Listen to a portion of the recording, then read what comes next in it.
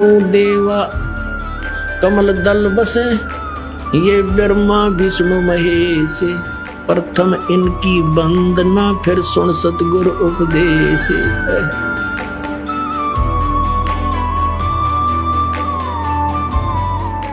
दर्शकों नमस्कार। दुनिया भर में धर्म गुरुओं की बाढ़ सी आई हुई है। सनातन हितैषी होने का दावा करने वाले बहुत से धर्मगुरु आपको हर रोज कथा करते हुए मिल जाएंगे, लेकिन क्या ये धर्मगुरु सच्चे सनातन हितैषी हैं या नहीं? आज हम आपको बताएंगे कि आखिर सही मायने में सनातनी कौन है और कौन है सनातन धर्म का सच्चा हितैषी। अपने आप को सनातन का सबसे बड़ा हितैषी बताने वाले कुछ धर्म गुरुओं के बारे में एक चौंका देने वाली वीडियो आपके सामने रख रहे हैं। वीडियो देखने के बाद आप खुद विचार कीजिए, क्या ये धर्म गुरु सनातन धर्म के हितैषी हो सकते हैं? देखिए। क्या आपको पता है कि देश का सबसे महंगा कथावाचक कौन है? क्या आपको पता है स्वामी रामभद्राचार्य अपनी एक कथा का कितना फीस चार्ज करते हैं? क्या आपको पता है जया किशोरी और पंडित धीरेन्द्र शास्त्री से लेकर तमाम बड़े कथावाचक अपनी एक कथा का कितना पैसा लेते हैं?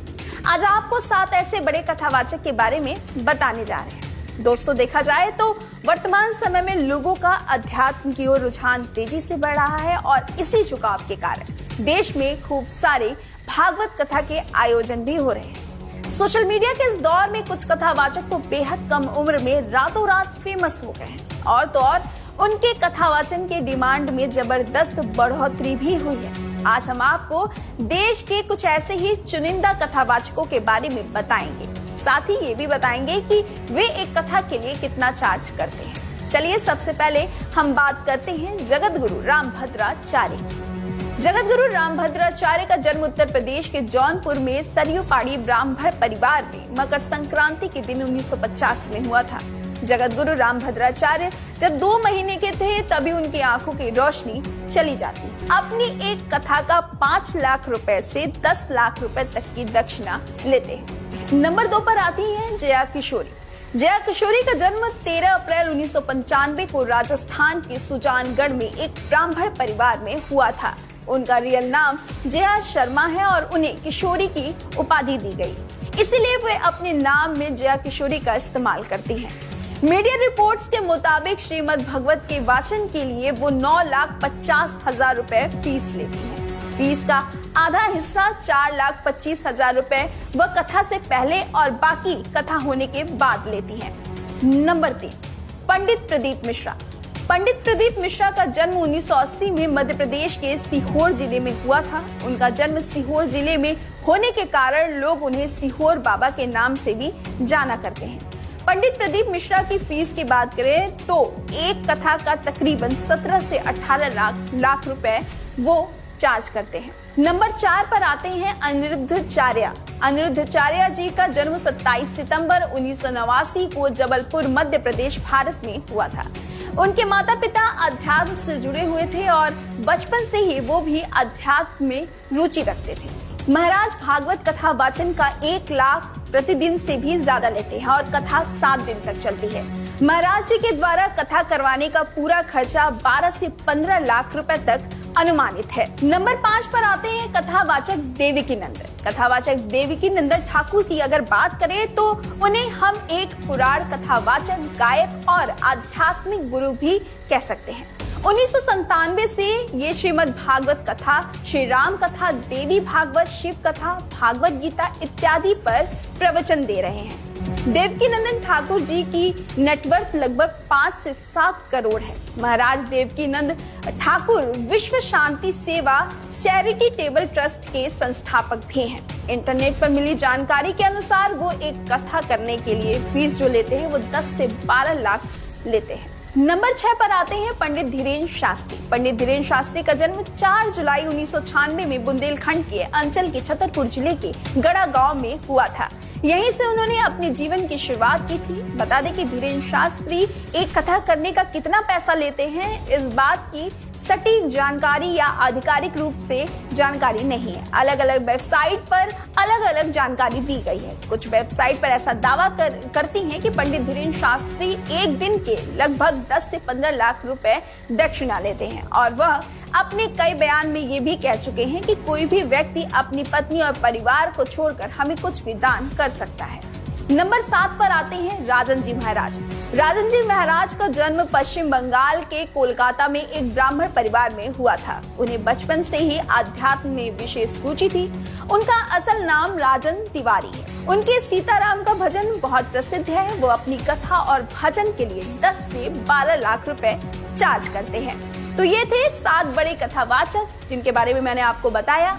दर्शकों, विचार कीजिए, क्या ये धर्मगुरु सनातन धर्म के हितैषी हो सकते हैं, जो कथा करने के नाम पर लाखों रुपए फीस लेते हैं? जो धर्मगुरु अपनी कथाओं में श्रद्धालुओं को दान धर्म करने के प्रवचन देते हैं, वो खुद ही लाखों रुपए कथा करने के लिए ले रहे हैं। दर्शकों, पुराणों में प्रमाण है कि जब राजा परीक्षित को सर्प ने डसना था, तो पूरी पृथ्वी पर कोई ऐसा कथावाचक नहीं था जो राजा परीक्षित को कथा सुना सके, क्योंकि सभी को पता था 7वें दिन परिणाम आ जाएगा और नकली कथावाचक का पर्दाफाश हो जाएगा, क्योंकि उनमें से कोई भी कथावाचक कथा सुनाने का अधिकारी नहीं था।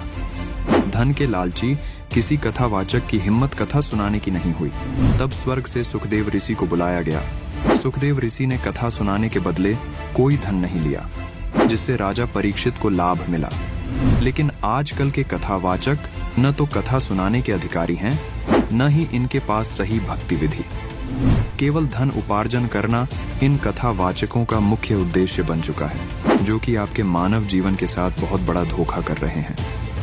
इससे साफ है, ये धर्म गुरु सनातन धर्म के हितैषी नहीं बल्कि दुश्मन है। आइए अब आपको बताते हैं आज के समय में अधिकारी संत कौन हैं जो सनातन धर्म के सच्चे हितैषी हैं। जहां एक तरफ अन्य धर्म गुरु धन इकट्ठा करने के नए नए तरीके ढूंढ रहे हैं, वहीं दूसरी तरफ ये संत दोनों हाथों धर्म भंडारे कर रहे हैं। देखिए, वृक्ष कभू ना फल बखै, नदी न संचय नीर, परमार्थ के कारण संत ने धरा शरीर। आज लाखों धर्म गुरुओं की भीड़ में सबकी नजर एक जगह आकर टिक गई है। जो संत आज तक उपेक्षा का पात्र बना हुआ था, आज वो संत पूरी दुनिया के लिए उम्मीद की नई किरण बनकर उभर रहा है। गरीब से लेकर अमीर तक, बच्चे से लेकर बूढ़े बुजुर्गों तक, सभी में मानवता, दयालुता और सेवा भावना की लौ जगाने वाले वो तत्वदर्शी संत कोई और नहीं, जगत गुरु संत रामपाल जी महाराज हैं। आज पूरी दुनिया में संत रामपाल जी महाराज के अद्भुत प्रमाणित ज्ञान की और उनके द्वारा किए जा रहे सामाजिक कार्यों की चर्चा हो रही है।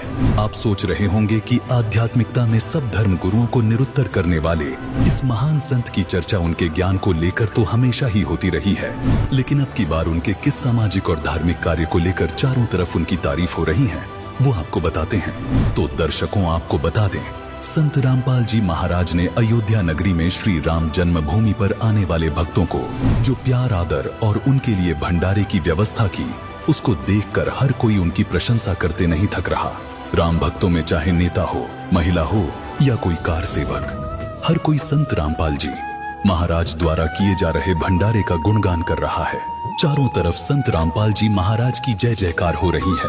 रामपाल जी महाराज की जय, रामपाल जी महाराज की जय, संत रामपाल जी महाराज की जय। आइए आप खुद देखिए अयोध्या में धर्म भंडारे का अद्भुत नजारा। अयोध्या भंडारे की कहानी राम भक्तों की जुबानी। बहुत अच्छी यहाँ की सेवा देखकर तो हम लोग दंग रह गए।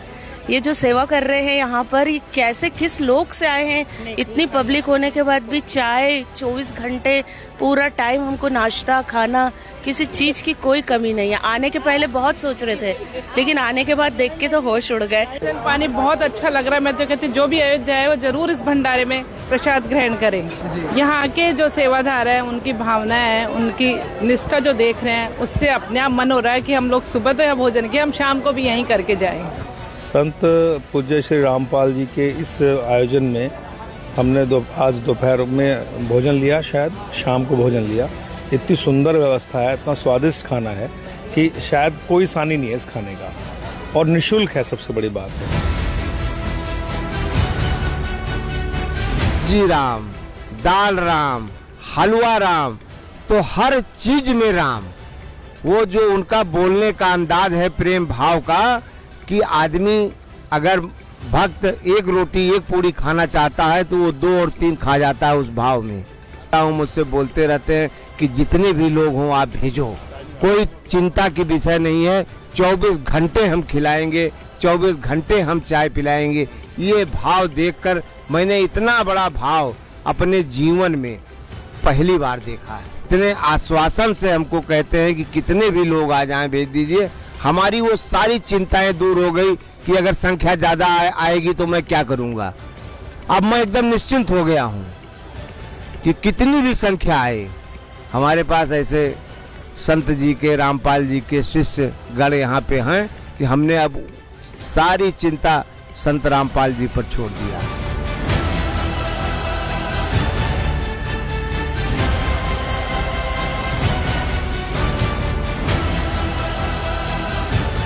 देखिए यहाँ तो इतना सुंदर भंडारा चल रहा है कि आनंद बरस रहा है और संत रामपाल जी की कृपा यहाँ साक्षात हम लोगों को बरसती भी नजर आ रही है। अगर एक दाना भी गिरता है ना तो तुरंत उठाने के लिए आते हैं हम लोग। बहुत अच्छा। इतनी बड़ी व्यवस्था करना अपने में बहुत बड़ा काम है, बहुत ही बड़ा काम है। और इसी व्यवस्था के अनुरूप एक आकलन किया जा सकता है कि महात्मा भी बहुत उच्च क्वालिटी के, उच्च श्रेणी के हैं।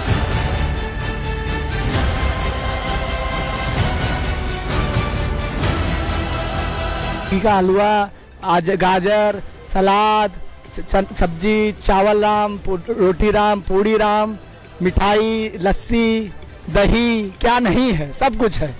आप प्रसाद और सब शुद्ध देसी घी में रामपाल जी की कृपा से सब देसी घी में बन रहा है। नंबर 1 का भंडारा बन रहा है। हमारा भंडारा यहाँ पर इस पूरे नगर में, पूरे अयोध्या नगर में सबसे नंबर 1 पर चल रहा है।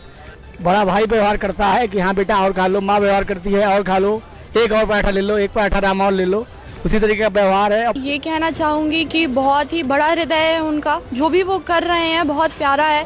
सारा खाना बहुत प्यारा है। मुझे नहीं लगता कि किसी भी जगह पे ऐसा अरेंजमेंट हमें मिलेगा। अगर हम जाएंगे तो इतनी प्यारी सब्जी, घर जैसा खाना, दाल चावल, आलू की सब्जी, अगर आप यहाँ आके महसूस नहीं करेंगे तो आपका कोई हक नहीं बनता है कि आप किसी भी चीज़ पे दूसरों की बातें सुन के और बोलें। मुझसे पैसे नहीं लिए गए हैं, तो मैं सिर्फ लास्ट में इतना बोलना चाहूँगी कि दूसरों की बातें सुन के किसी को भी जज ना करें, कृपया कर मूर्ख ना बने। आएँ, देखें, समझें और फिर ही किसी निष्कर्ष पे पहुँचें।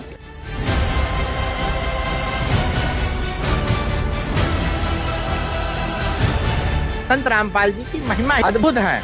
ऐसा पहला भंडारा है जो 24 घंटा चलता है। मैंने उनको 1 नंबर दे रखा है।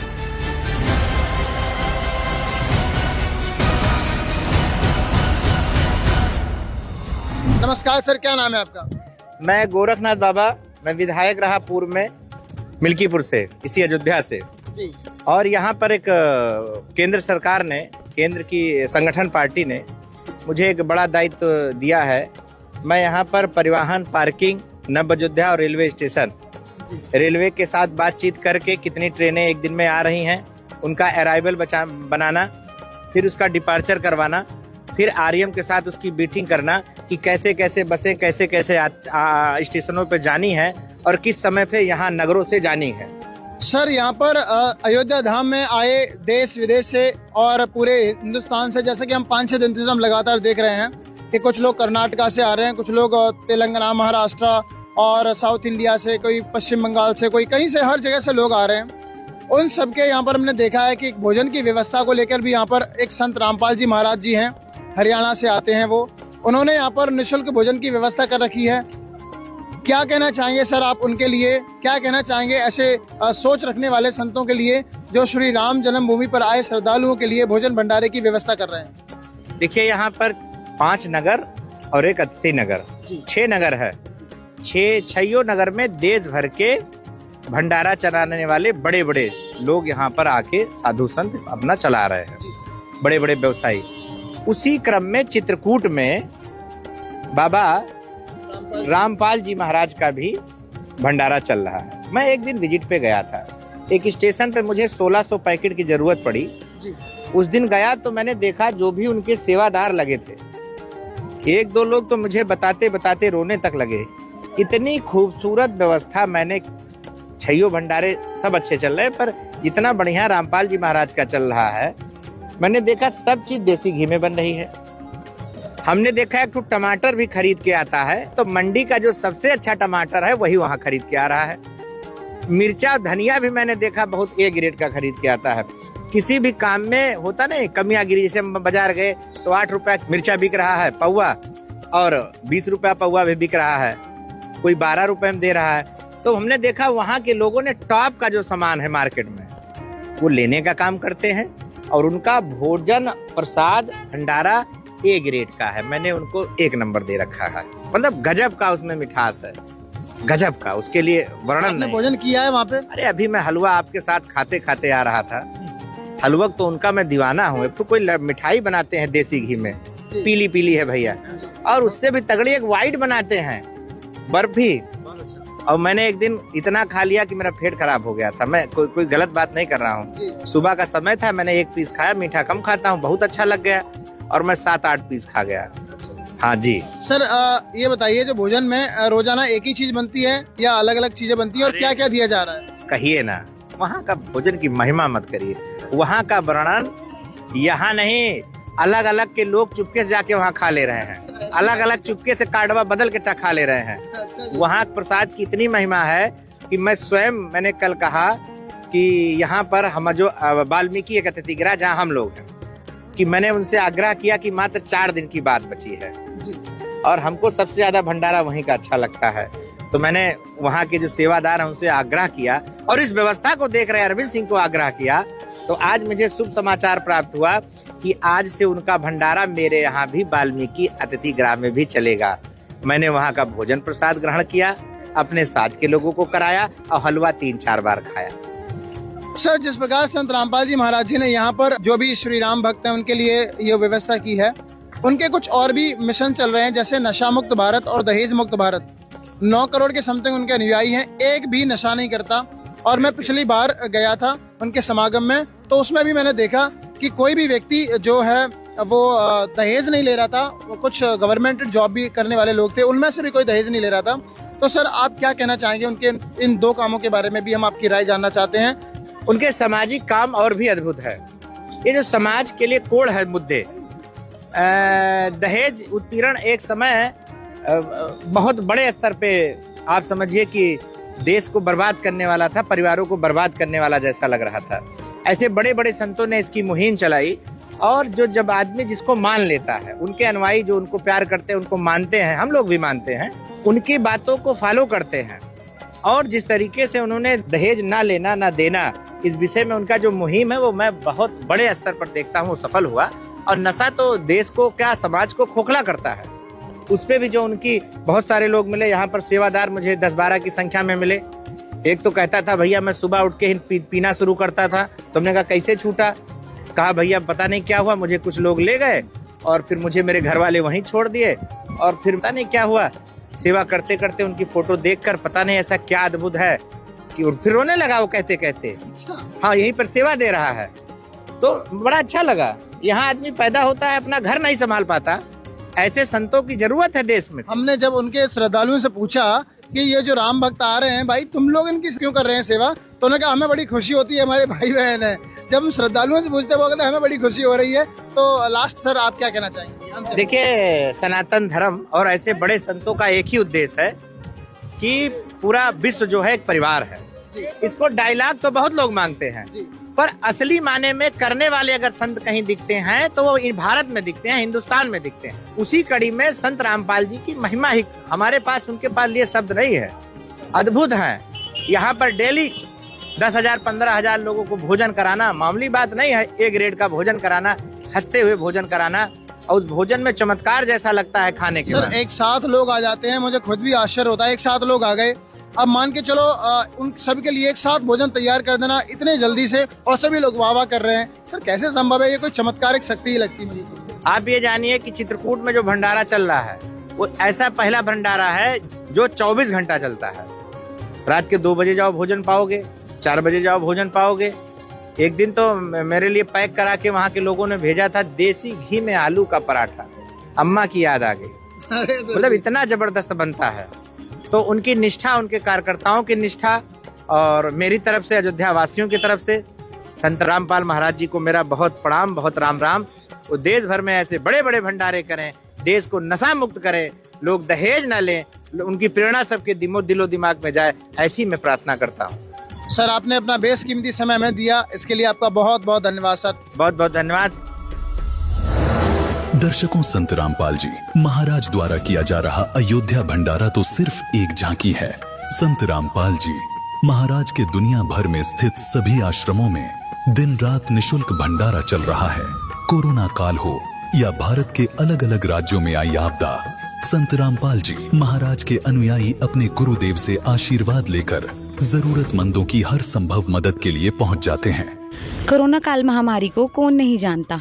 उस समय संत रामपाल जी महाराज जी ने व उनके अनुयायियों ने कोरोना काल में हमारी बहुत मदद की, क्योंकि जब सरकारी मदद हमारे पास नहीं पहुंच पा रही थी, तब संत रामपाल जी महाराज जी के अनुयायियों ने हमारी ज़रूरतमंद सुविधाओं को उपलब्ध कराया।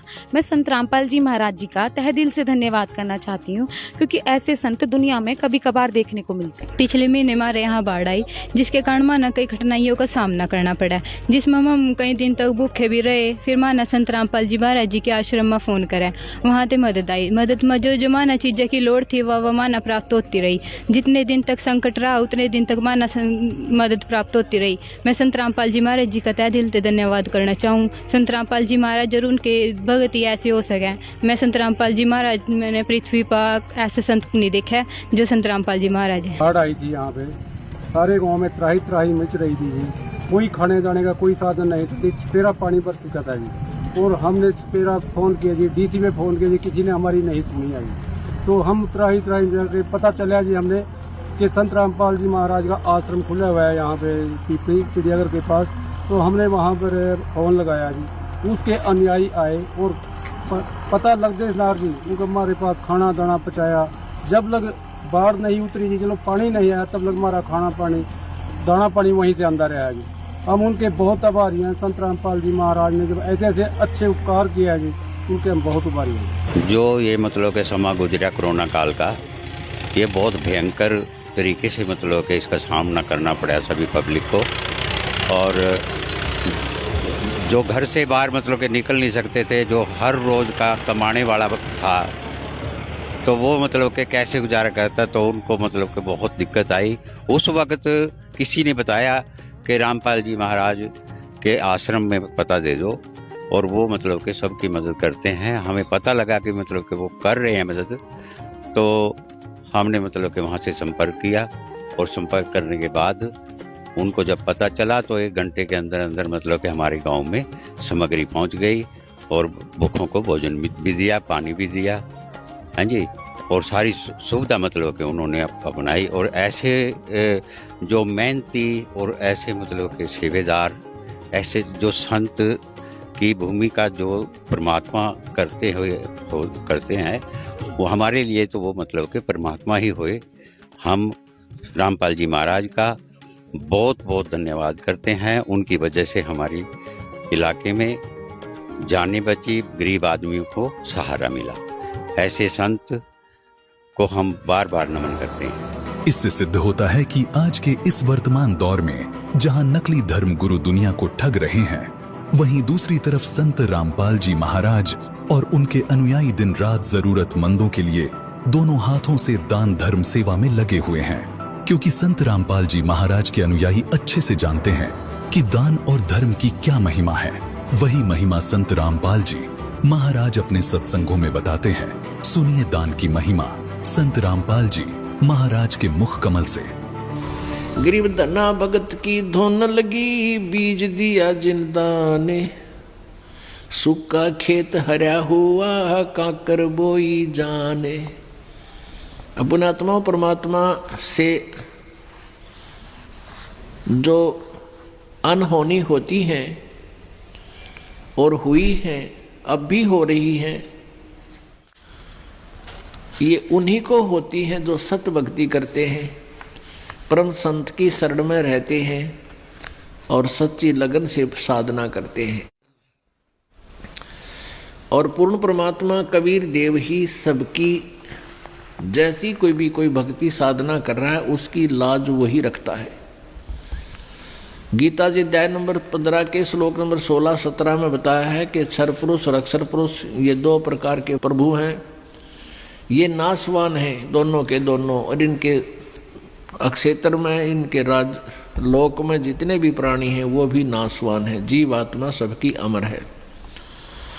फिर 17वें श्लोक में बताया है 15वें अध्याय के गीता जी में कि उत्तम पुरुष तु अन्य परमात्मा इति उदाहरते, यह लोक तरम आविश्य विभर्ति अवय ईश्वर है। वो श्रेष्ठ परमात्मा वास्तव में भगवान जो है वो तो इन दोनों से और है, सरपुरुष और अक्षर पुरुष है, और वही तीनों लोकों में प्रवेश करके सबका धारण पोषण करता है, यानी उसी से सब कुछ होता है, वही सब कुछ है। जैसे पौधे को, पेड़ को जड़ से, मूल से आहार प्राप्त होता है, उसमें जो भी फिर आगे विकास हो रहा है वो आहार से ही हो रहा है। भाई इतना ही समझना काफ़ी है बुद्धिमान के लिए। तो कबीर परमेश्वर से ही सबको पावर, शक्ति जैसी कोई साधना किसी प्रकार की कर रहा है, उस परमेश्वर से ही उसका वो शक्ति मिल रही है और वो उसी प्रकार की प्रोग्रेस उसकी हो रही है। तो धन्ना भक्त ये किसान था, जाट जाति में था, राजस्थान के अंदर। ये बहुत ही श्रद्धालु भक्त था, परमात्मा में इतनी आस्था थी, बहुत दया थी, धार्मिकता उनके अंदर बहुत ज़्यादा थी। उसकी धर्मपत्नी बहुत ही नास्तिक टाइप थी, वो भगत जी को काफ़ी बाधा पैदा करती थी भक्ति मार्ग में। फिर भी भक्त अपनी श्रद्धा और स्वभाव से कभी विचलित नहीं होता था, क्योंकि राजस्थान के अंदर बहुत पहले की बातें हैं, 400 वर्ष पहले, तो वर्षा हो जाती थी तो अन्न होता था, ज्वार बाजरे बोआ करते थे, अन्यथा बहुत ही भूखमरी होती थी, गरीबी बहुत थी, निर्धनता बहुत थी। एक बार वर्षा हुई और धन्ना भगत की बीज बोने के लिए, ज्वार बोने के लिए चल पड़ा। रास्ते में 4 संत भगत आगे, और भगत को देख करके भगत प्रणाम करते हैं, गदगद होते हैं, बैल खड़े कर लिए, वो जो ऊंट था वो खड़ा कर लिया और हाथ जोड़ कर प्रणाम किया, नमस्कार हो संतों को, राम राम कही और कुशल मंगल पूछा भगत ने। तो उन भक्तों ने बताया कि कुशल काहे की है भगत, 4 दिन हो गए रोटी नहीं खा ली, 3-4 दिन हो गए कोई अन्न नहीं मिला, हम ऐसे तीर्थ यात्रा पर जा रहे हैं। अब धन्ना भगत जी ने सोचा 4 दिन हो गए रोटी नहीं खाई, ये मरेंगे, निढाल हो रहे हैं बिल्कुल। कहा ले ये ज्वार खा लो। ज्वार थी, बीज बोन गया था, वह ज्वार रखती, भूखे मरे थे, मार गए गले, फटाफट खा गए सारी ने। अब भगत ने सोचा ज्वार तो खा ली भगतों ने, और बीज ना बोया तो पड़ोसी लोग जाके घर में बताएंगे, पड़ोसी किसान, कि आपके खेत में बीज क्यों नहीं बीजा तुमने, और फिर मेरी पत्नी है वो मेरा सिर खावेगी, लड़ाई करेगी। उसने कंकर उठा ली, कहीं से ही कंकर इकट्ठी कर ली खेतों से, और वो डाल ली थैले में, और जैसे और किसान बीज बीजे थे ऐसे डाला सारे का, और उसके ऊपर का हल चला के आ गया। अब कुछ दिनों के बाद क्या हुआ कि अन्य पड़ोसियों के तो ज्वार उगगी, और भगत जी के खेत में ये मतीरे तुम्बे, ये मतीरे से मोटे मोटे हुआ कर, ये तुम्बे उग गए, जो सीताफल जितने बड़े बड़े हुआ कर तुम्बे। अब एक पड़ोसन ने जाके उसकी पत्नी से कहा, धन्ना भगत की पत्नी से, उससे पूछा कि तुमने ज्वार नहीं बीजी थी क्या? धन्ना भगत की पत्नी ने कहा क्या मतलब? कि आपके खेत में तो वो तुम्बे मतीरे अपने आप उग गए हैं, वो तो आपको उग गया करें, वहाँ बोने नहीं पड़ते राजस्थान के क्षेत्र में। कहने लगे आपने कुछ बीजे नहीं रखा, उसमें तो निरा कुबाड़ जाम गया, वो तुम्बे पैदा हो गए, नर्रे इतने पड़े हैं बिना गिनती के, इसे मोटे मोटे। अब उसने सोचा कि भगत मार गया डंडी दिखे।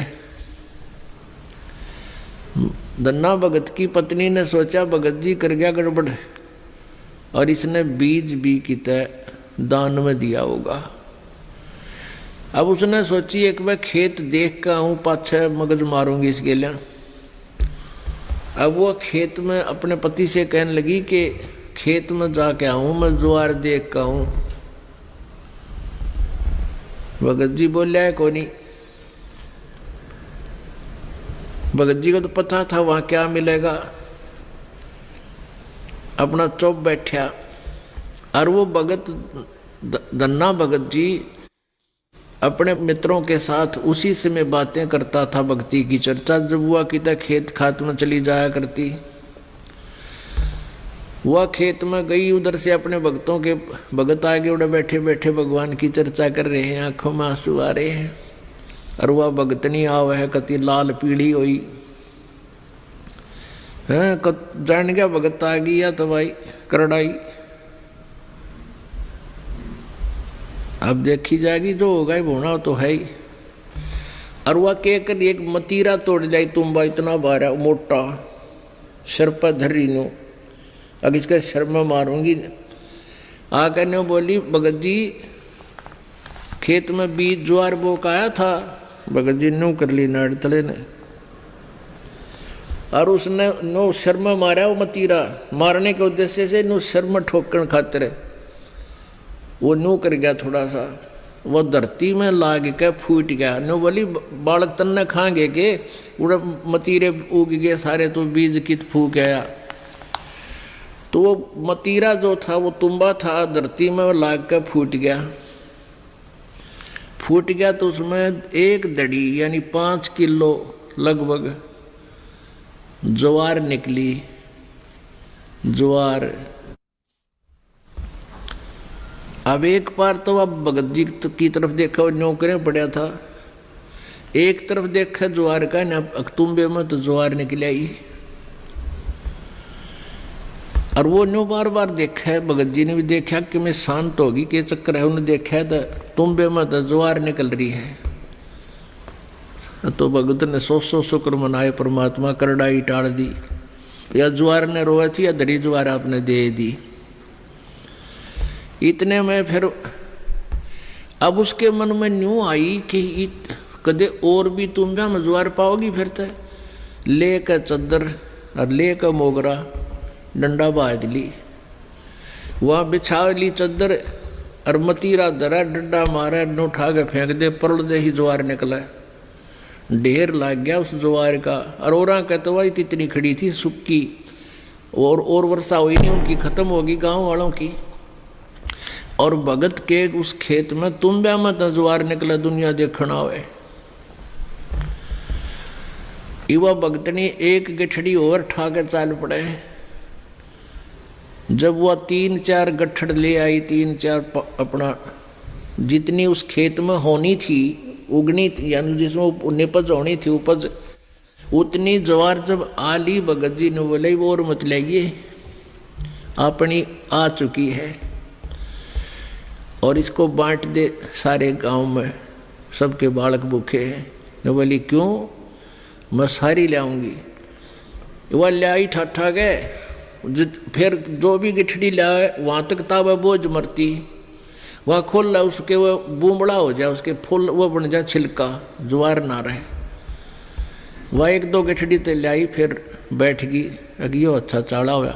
तब धन्ना भक्त ने कहा भाई बाकी की ज्वार भगवान ने आप सबके लिए दी है, और अपने हिसाब की ले जियो जिसने जितनी चाहिए, और सबको बांट दे। तो परमात्मा कहते हैं ये मालिक ऐसे ही किया करता है, तो हम सच्ची लगन लगावें। दर्शकों, एक परम संत के मुख कमल से दान धर्म की ऐसी महिमा सुनने के बाद उनके लाखों करोड़ों अनुयायी संत रामपाल जी महाराज के साथ उनके इस विश्व कल्याण मिशन में दिन रात लगे हैं। संत रामपाल जी महाराज से नाम दीक्षा लेने के बाद उनके घरों में जो बरकत आई है, जो खुशहाली आई है, इससे उनका विश्वास भगवान पर धन्ना भक्त की तरह दृढ़ हो चुका है। आइए आपको संत रामपाल जी महाराज के सत्संग प्रवचनों से ली गई दान की महिमा के विषय में एक और सच्ची कथा सुनाते हैं। अब देखो, एक तुम भगवान मानते थे श्री कृष्ण जी को, विष्णु जी को, विष्णु ही श्री कृष्ण मानते हैं, और उन्होंने कितनी सहायता दे दी सुदामा जी को। एक मकान बना दिया छोटा सा पक्का, और एक जीवन का निर्वाह भी दे दिया। ना तो मोक्ष श्री कृष्ण का और ना मोक्ष सुदामा का। अब उस समर्थ परमात्मा ने क्या दिया, एक तैमुरलंग नाम का एक लोहार था मुसलमान धर्म में,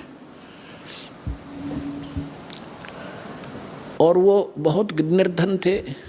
भेड़ बकरियों का पाली जाया करता था, साहूकार लोगों का।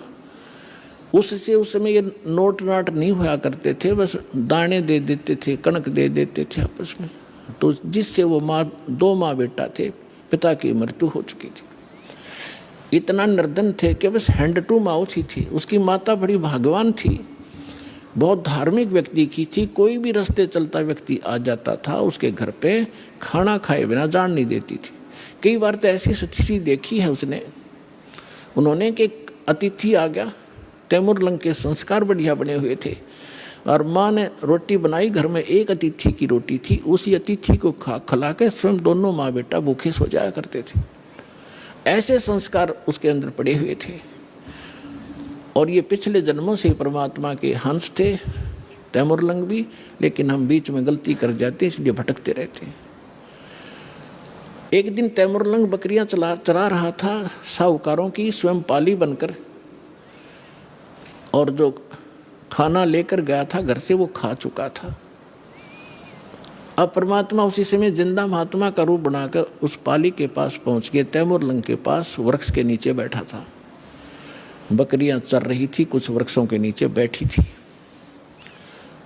तो तैमुरलंग ने कहा कि महात्मा, संस्कार थे माँ के कि कोई भी अतिथि मिल जाए बेटा भोजन की अवश्य प्रार्थना करना। क्या महाराज खाना खाओगे? कहाँ बेटा, भूख लगी है।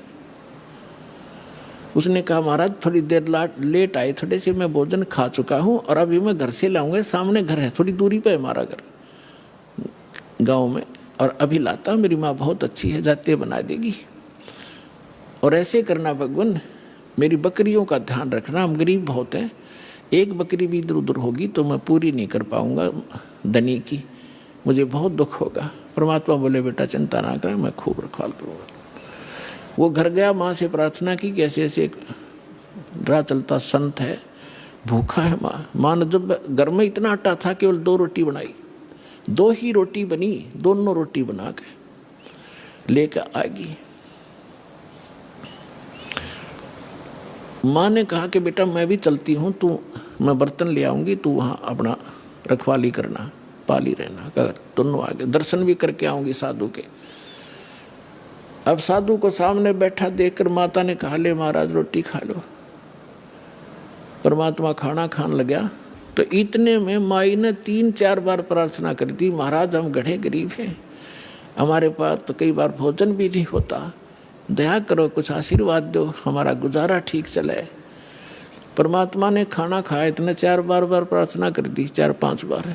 परमात्मा खड़े हुए, एक बकरी बांधन की बेल पड़ी थी, पतली सी लोहे की बेल होती है जैसे पशु बांधा करें, उसको ऐसे 4 बार मोड़ लिया, वह इतनी रहेगी, उसको पकड़ के उसके बेटे रोटी खा के पानी पी कर लोटा खड़े हुए साधु, और उस लड़के के सिर पर हाथ धर के कड़म मारी, 7 मारी, 7 सांगल वो बेल मारी कड़ पे, 1 2 3 4 7 तक गिनी। माई ने सोचा बाबा जी मेंटल है और मैंने घना छेड़छाड़ दिया, ये दुखी हो गया, बेटे को कूटने लग गया। तो माई ने पूछा महाराज मेरे बेटे ने कोई गलती कर दी? अक नहीं माता, तेरे बेटे को 7 पीढ़ी का राज दे दिया मैंने, 7 पीढ़ी का राज बख्श दिया है, और उसके बाद तेरा राज टुकड़ों में बट जाएगा। माई ने सोची बाबा सचमुच मेंटल है। फिर मारी थी बच्चे का 5-4 मुक्के, 1-2 लात मारी कि ये लात मुक्के इसलिए मारे हैं, फिर तुम्हारे टुकड़ा में राज बट जाएगा। तैमूर लंग से लेकर औरंगजेब तक दिल्ली की राजधानी पर, राजगद्दी पर तैमूर लंग के वंशजों ने 7 पीढ़ी ने राज किया। औरंगजेब के बाद ये टुकड़ों में बट गया था, इतिहास गवाह है।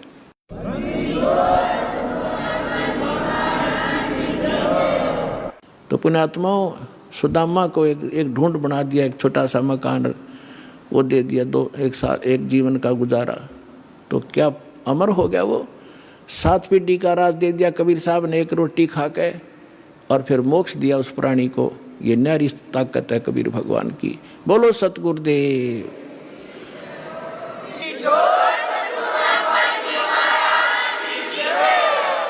समर्थ का शरणाग हो, रंग होरी हो, कदे न हो एकाज राम रंग होरी हो। कि ऐसे समर्थ की शरण प्राप्त करो, यहाँ रहोगे तो जब तक मौत से रहोगे कोई आपत्ति नहीं आने देगा, यदि मर्यादा में रहे, और सतलोक जाओगे सदा का सुख हो जाएगा। दर्शकों, आपने देखा कि अन्य धर्मगुरु शास्त्र विरुद्ध साधना बताकर, कथा करने के नाम पर मोटी फीस लेकर आप श्रद्धालुओं को लूट रहे हैं, और वहीं दूसरी ओर संत रामपाल जी महाराज निशुल्क खुले भंडारे लगाकर सत भक्ति भी करवा रहे हैं। आइए अब कुछ राम भक्तों से जानते हैं कि वर्तमान दौर में सच्चा सनातन हितैषी कौन है। Ram Ram ji, Ram Ram. First of all Ram Ram, Ram ही राम है अयोध्या में, तो राम राम से स्टार्ट करते हैं। राम राम जी, आपका नाम क्या है, आप क्या करते हैं, क्या सेवा मिली हुई है आपको? मेरा नाम राजेश नारायणन, मैं भारतीय जनता पार्टी का जिला अध्यक्ष हूँ। वसई विराट जिला में दक्षिण भारतीय आघाड़ी का जिला अध्यक्ष का दायित्व मेरा। सर बताइए, आपको अयोध्या में कैसा लगा? अयोध्या में बहुत अच्छा लगा, खास करके यहाँ का जो सेवा जो है, ये जो पंडाल का जो सेवा है बहुत अच्छा, 24 घंटा जो सेवा देता है, बहुत अच्छा लगा। जितना लोग इतना आनंद से यहाँ पे आके जो भी प्रसाद है वो ले रहा है, बहुत आनंद से प्रसाद लेकर के जा रहा है, बहुत अच्छा लग रहा है। किसी प्रकार का कोई पैसा लिया जा रहा है सर? कोई निःशुल्क सेवा यहाँ पे किया जा रहा है। सुबह नाश्ता, दोपहर का खाना, शाम का खाना, जो भी है निःशुल्क दिया जा रहा है। यहाँ पर जो व्यवस्थाएं चल रही हैं, जैसा कि आपने बताया, संत रामपाल जी महाराज इन व्यवस्थाओं को देख रहे हैं, क्या कहना चाहेंगे आप संत रामपाल जी महाराज जी को लेकर? प्रणाम। संत रामपाल जी महाराज को मैं ये बोलना चाहता हूँ, ऐसा जो कार्य कर रहा है ये बहुत पुण्य का काम है, क्योंकि लाखों लोग यहाँ पे आके जो भोजन का जो सेवा ले रहे हैं, ये तो बहुत पुण्य का काम है। बहुत धन्यवाद उनको, बहुत धन्यवाद। Thank you so much sir. नमस्कार सर जी, क्या नाम है आपका? मेरा नाम है VNC नायर, मैं आ रहा हूँ विरार से, पालघर डिस्ट्रिक्ट, महाराष्ट्र पालघर डिस्ट्रिक्ट में से। सर आप बताइए कैसा लगा भोजन भंडारा यहाँ पर? भोजन भंडार जो रामपाल महाराज जी का जो भोजन भंडार जो है, ऐसा मैं कभी सपना में भी सोचा नहीं है ऐसी जगह में है कि ऐसी जो व्यवस्था कोई संत महाराज कर रहे हैं, तो उसके लिए मैं उनको धन्यवाद बोल रहा हूँ, उसका प्रणाम कर रहा हूँ।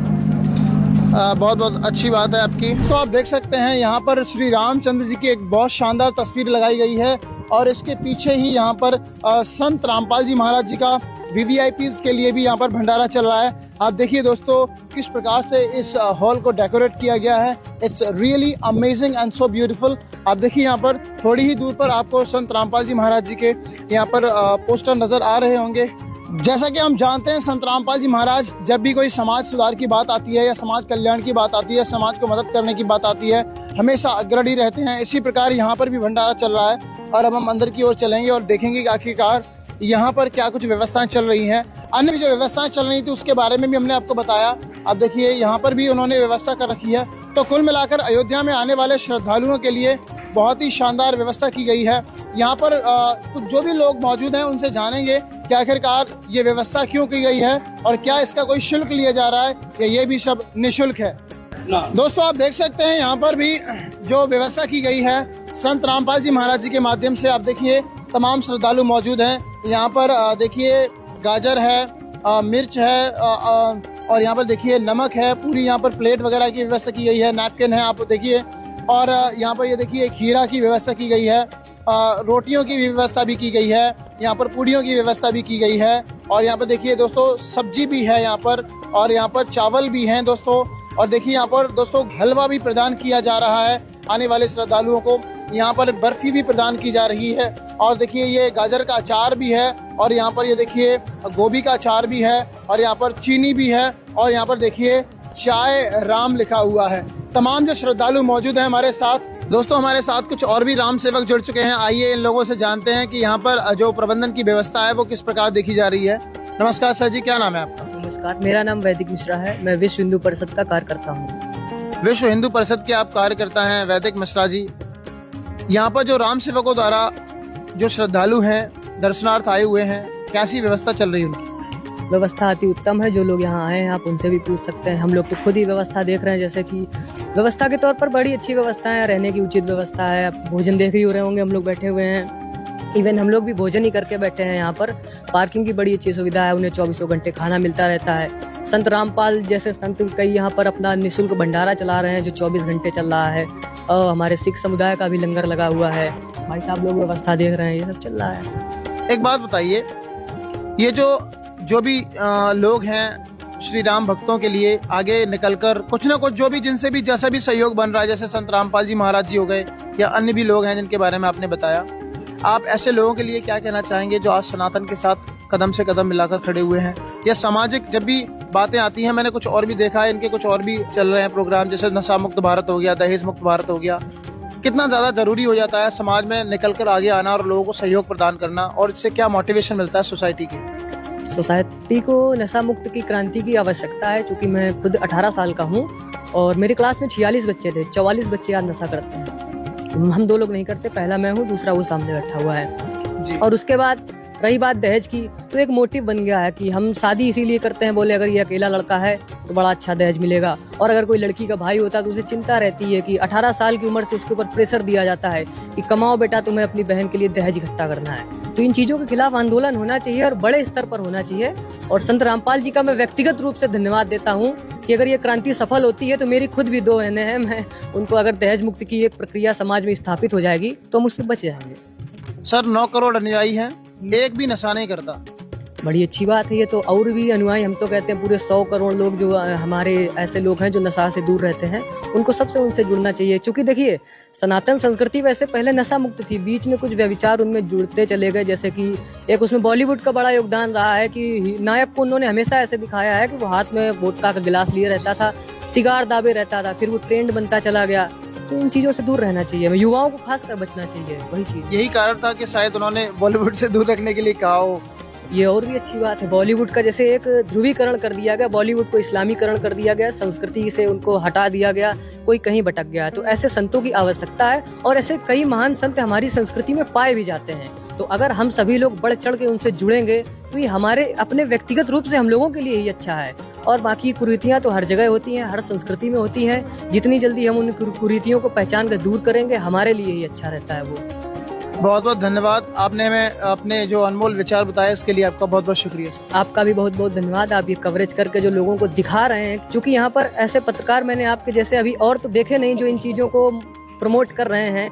ये आवश्यकता है। देखिए भाई साहब, हम तो यहाँ हैं, आप यहाँ हैं, आपको पता है कि हमने ये देखा, हमारे यहाँ ये सुविधा है। जो हमारे 100 करोड़ लोग और हैं उनको कैसे पता चलेगा कि संत रामपाल जी ने या किसी अन्य व्यक्ति ने यहाँ पर ये व्यवस्था की, भारत सरकार ने, उत्तर प्रदेश सरकार ने ये व्यवस्था की, तो उनको आप ही दिखाएंगे। आप लोकतंत्र के चौथे स्तंभ है। मैं आपको भी बहुत बहुत शुभकामनाएं देता हूँ और आपका भी बहुत बहुत धन्यवाद अदा करता हूँ। नमस्कार सर जी, क्या नाम है आपका? नमस्कार सर, हितेश पांडे मेरा नाम। पांडे साहब कहाँ से आए हो? उत्तर प्रदेश से सर। सर एक बात बताइए, यहाँ पर श्री राम भक्तों के लिए आज 500 वर्षों बाद उनका मंदिर वापस मिला है। श्री राम भक्तों के लिए संत रामपाल जी महाराज जी ने जो भंडारा चलाया है, सर क्या कुछ कहना चाहेंगे आप संत रामपाल जी महाराज जी के इस भंडारे को लेकर?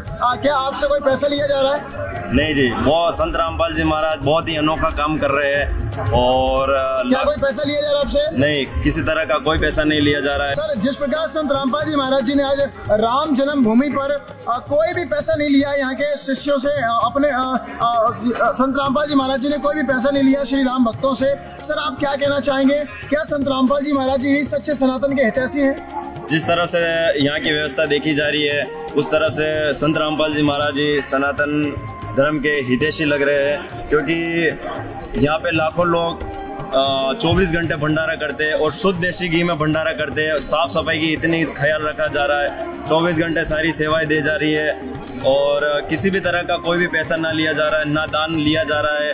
और उनके जो श्रद्धालु है इतनी उमंग के साथ यहाँ पे सेवा करते हैं और निःशुल्क सेवा करते हैं। तो इस तरह से संत रामपाल जी महाराज सनातन धर्म के हितैषी है। और दूसरी तरफ अगर देखा जाए तो जो कथावाचक है, जो संत है, अगर एक कथा करने के भी वो 10-10 लाख रुपए ले लेते, अन्यथा उसके पैसे लेने के अलावा भी वो चंदा भी इकट्ठा कर लेते हैं।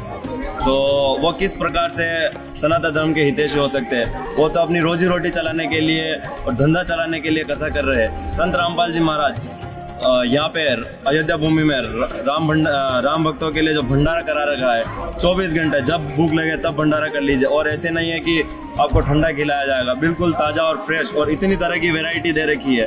तो मैं यही कहना चाहूँगा कि जैसे कि राम भक्तों के दिलों में जो राम बसे हुए हैं, उनकी आस्था को ध्यान में रखते हुए संत रामपाल जी महाराज ने उनके लिए जो भोजन की व्यवस्था करवाई है, असली सनातन के हितैषी संत रामपाल जी महाराज जी है। भंडारे में आपने क्या क्या खाया?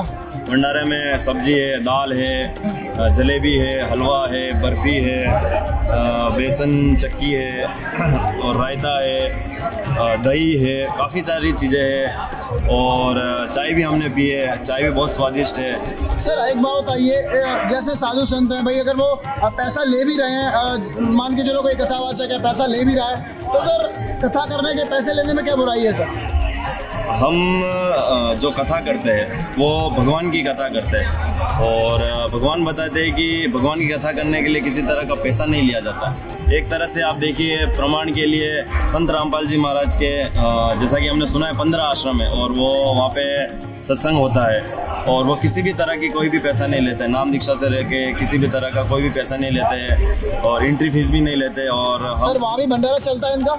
हाँ, जैसा हमने सुना है वहाँ भी भंडारा चलता है। जो कथावाचक अगर वो पैसा ले रहे हैं तो क्या समस्या है? पैसा तो ले सकते हैं। पैसा सर, एक संत कभी पैसे नहीं लेता है। जो भी कथा करते हैं, जो भी भगवान के गुण गाते हैं, तो भगवान के गुण तो फ्री में गाए जाते हैं और सभी को इकट्ठा करके भगवान के गुण फ्री में गाए जाते हैं और पैसा नहीं लिया जाता। पैसा लेना तो एक तरह से ये हो गया कि आप अपनी रोजी रोटी चला रहे हो और भगवान की कथा करने से तो भगवान ऑटोमेटिक ही अपने घर के सारे सुख और वैसे ही घर की रोजी रोटी चला सकते हैं। आप आस्था ट्रेन के माध्यम से आप आए और आपने मंदिर के दर्शन किए, आप बहुत सारे साधु संतों में बैठे। सर आप एक बात बताइए, जिस प्रकार अन्य जो साधु संत है वो बीड़ी तम्बाकू भी पीते हैं, क्या संत रामपाल जी महाराज जी के शिष्यों को आपने बीड़ी तम्बाकू पीते हुए देखा है यहाँ पर? नहीं, यहाँ तो बहुत काफ़ी ज़्यादा साफ सफाई है और बीड़ी से तम्बाकू तो दूर है। जो उनके श्रद्धालु है या नीचे कोई भी भंडारा भी गिर जाता है तो वो यही बोलते हैं कि हमारा भगवान का प्रसाद है और तुरंत उठा लेते हैं जी। आपके प्रति उनका कैसा स्वभाव है सर? बहुत अच्छी सेवा करे, बहुत उमंग के साथ सेवा कर रहे हैं और इतना प्रेम भाव है कि हमारे घर परिवार वाले भी नहीं करते ऐसा। सर एक बात बताइए, जिस प्रकार हिंदुस्तान के अन्य जो साधु संत है वो नशा कर रहे हैं, संत रामपाल जी महाराज जी हिंदुस्तान को विश्व गुरु बनाना चाहते हैं, इसके लिए उन्होंने अपने अनुयायियों से भी नशा छुड़वा दिया है। तो आपको क्या लगता है कि सनातन के सच्चे हितैषी कौन है? जिस तरह से उनकी व्यवस्था है और जिस तरह से वो इतने बड़े बड़े अभियान जो चला रहे हैं, दहेज मुक्त है, नशा मुक्त है, तो यही एक समाज को सुधार कर सकते हैं, समाज में फैली कुरीतियाँ को ख़त्म कर सकते हैं। तो मैं यही कहना चाहूँगा कि इससे बड़ा काम और इससे बड़ा समाज सुधारक और इससे बड़ा सनातन धर्म के हितैषी संत रामपाल जी महाराज। बहुत बहुत धन्यवाद सर आपका। Thank you so much sir. आपका बहुत बहुत धन्यवाद। राम राम जी। बोलो जय श्री राम। जय राम जी की सर। जय राम। जय श्री राम। जय राम। रामपाल जी महाराज की जय। रामपाल जी महाराज की जय। संत रामपाल जी महाराज की जय। श्री रामपाल जी की, संत श्री रामपाल जी की, रामपाल जी महाराज की, रामपाल जी महाराज की। आखिर क्या वजह है संत रामपाल जी महाराज की सबसे ज्यादा चर्चा में रहने की, जिसे जानकर आप भी हैरान रह जाएंगे। तो दोस्तों, संत रामपाल जी महाराज विश्व के सबसे बड़े समाज सुधारक माने जाते हैं, क्योंकि संत रामपाल जी महाराज जी के सामाजिक कार्य तथा समाज सुधार के कार्य निरंतर चलते रहते हैं। इसके साथ ही संत रामपाल जी महाराज ने जो आध्यात्मिक ज्ञान का समाज को शास्त्रों के अनुसार जो ज्ञान दिया है, जिस वजह से उनको जगत गुरु भी कहा जाता है। दोस्तों, संत रामपाल जी महाराज के समाज सुधार की बात करें तो संत रामपाल जी महाराज की शिक्षाओं से प्रेरित करोड़ों अनुयायी हैं, जो नशे को हाथ तक नहीं लगाते, नशे के सेवन से बहुत दूर रहते हैं, किसी भी प्रकार का नशा नहीं करते और उनके अनुयायी बिना दान दहेज के शादी करते हैं, रिश्वत, भ्रष्टाचार और व्यभिचार से बहुत दूर रहते हैं। और संत रामपाल जी महाराज के सामाजिक कार्यों की बात करें तो संत रामपाल जी महाराज तथा उनके शिष्य हमेशा ही लोगों की सेवा में तत्पर रहते हैं, जैसे कि बाढ़ पीड़ित इलाकों में खाना, दवाइयाँ, दूध और पानी सब कुछ निःशुल्क मुहैया कराना हो या फिर दंत चिकित्सा, नेत्र चिकित्सा के कैंप लगाकर लोगों को फ्री दवाएं तथा चश्मा उपलब्ध कराना हो तथा अन्याय के खिलाफ आवाज उठाना हो या फिर पूरे विश्व को भंडारे में आमंत्रित करना हो। दोस्तों, संत रामपाल जी महाराज के भंडारे की बात करें तो हर साल लगभग 6 समागम 3-3 दिन के 12 सतलोक आश्रमों में किए जाते हैं, जिसमें भंडारा तो 24 घंटे चलता है, वो निःशुल्क और शुद्ध देसी घी से निर्मित होता है। अभी हाल फिलहाल में अयोध्या में जो संत रामपाल जी महाराज जी ने पूरे 1 महीने के लिए निरंतर 24 घंटे चलने वाला महाविशाल भंडारे का आयोजन किया था, जिसमें आने वाले सभी राम भक्तों को शुद्ध देसी घी से निर्मित ताजा भंडारा खाने के लिए निःशुल्क 24 घंटे दिया गया। भंडारे में आने वाले सभी राम भक्त उस भंडारे की चर्चा कर रहे हैं और वहाँ की जो व्यवस्था थी संत रामपाल जी महाराज के भंडारे की और जो खाने पीने की चीजें थी वह सभी निःशुल्क 24 घंटे मिलती थी। जैसा कि आपने सोशल मीडिया पर देखा होगा, संत रामपाल जी महाराज जी के जो राम जन्मभूमि अयोध्या में भंडारा चल रहा था वह सबसे ज्यादा चर्चा का विषय बना रहा। धर्म तो धस के नहीं, धर्म तो धस के तीनों लोक संग ते भोग गुरानो लगिया, अजमल बधाइया जी संग ते भोग गुरानो लगिया। खैरायत में खैर है, खैरायत में खैर की जय आत्म पोख संग ते भोग गुरानो लगिया, अजमल बधाइया जी संग ते भोग गुरानो लगिया। एक यज्ञ है धर्म की, एक यज्ञ है धर्म की, दूजी यज्ञ है जान संग ते भोग गुरानो लगिया, अजमल बधाइया जी संग ते भोग गुरानो लगिया। तीजी यज्ञ है हवन की, तीजी यज्ञ है हवन, चौथी यज्ञ परिणाम संग ते भोग गुरानो लगिया, अजमल बधाइया जी संग गुरानो लगिया। खुला भंडारा गैब का, खुला भंडारा गैब का, बिन चिट्ठी बिन नाम संग ते भोग गुरानो लगिया, अजमल बधाइया जी संग ते भोग गुरानो लगिया। सत साहिब। पूर्ण संत की वाणी में कितनी शक्ति होती है? क्या वास्तव में संतों की वाणी में इतनी शक्ति होती है कि उससे मनुष्य के पाप कर्म नष्ट होने शुरू हो जाते हैं? अगर होते हैं तो वाणियां कौन सी हैं? वो संत कौन है जिनकी वाणियों में शक्ति है? क्या आज के वर्तमान समय में भी ऐसा कोई संत है जिसकी वाणी में ऐसी ही शक्ति है, जो आपके पाप कर्मों का विनाश करके आपको सुख प्रदान करती है? आज हम इन तमाम सवालों के जवाब जानेंगे और प्रमाणित करेंगे कि अमर वाणियों की अपार शक्तियां क्या हैं। ये हैं मोहन अहिरवार जी, जो कि पेशे से ठेकेदार हैं, जिनके पास संत रामपाल जी महाराज के एक शिष्य मजदूरी किया करते थे। संत रामपाल जी के शिष्य प्रतिदिन संत गरीबदास जी महाराज द्वारा रचित और संत रामपाल जी महाराज के मुखारविंद से रिकॉर्डेड असुर निकंदन रामायणी, जिसको उनके शिष्य दोपहर की आरती भी बोलते हैं, उसका पाठ करते थे। ठेकेदार मोहन अहिरवार प्रतिदिन उनके पास आकर बैठ जाते और ये वाणियां सुनते। लेकिन उन वाणियों में क्या कहा जा रहा है ये समझ नहीं आता था। लेकिन वाणी सुनने का मन बार बार करता। परम संत के मुख से उच्चारित वाणी ने अपना काम तो करना ही था। वाणी ने असर करना शुरू किया, जिस कारण मोहन अहिरवार जी के मन में प्रबल इच्छा उत्पन्न होने लगी कि कैसे भी करके संत जी का ज्ञान भी सुनना चाहिए। आइए अब मोहन अहिरवार जी से ही सुनते हैं कैसे परम संत की वाणियों ने उनके जीवन को बदल दिया और उनके जीवन में खुशहाली आई। नमस्कार सर। नमस्कार जी। शुभ नाम क्या है आपका? भगत मोहनदास, जिला छतरपुर, मध्य प्रदेश। संत रामपाल जी महाराज जी से हम ऐसे जुड़े हैं भगत जी कि परमात्मा का हमको कोई ज्ञान नहीं था।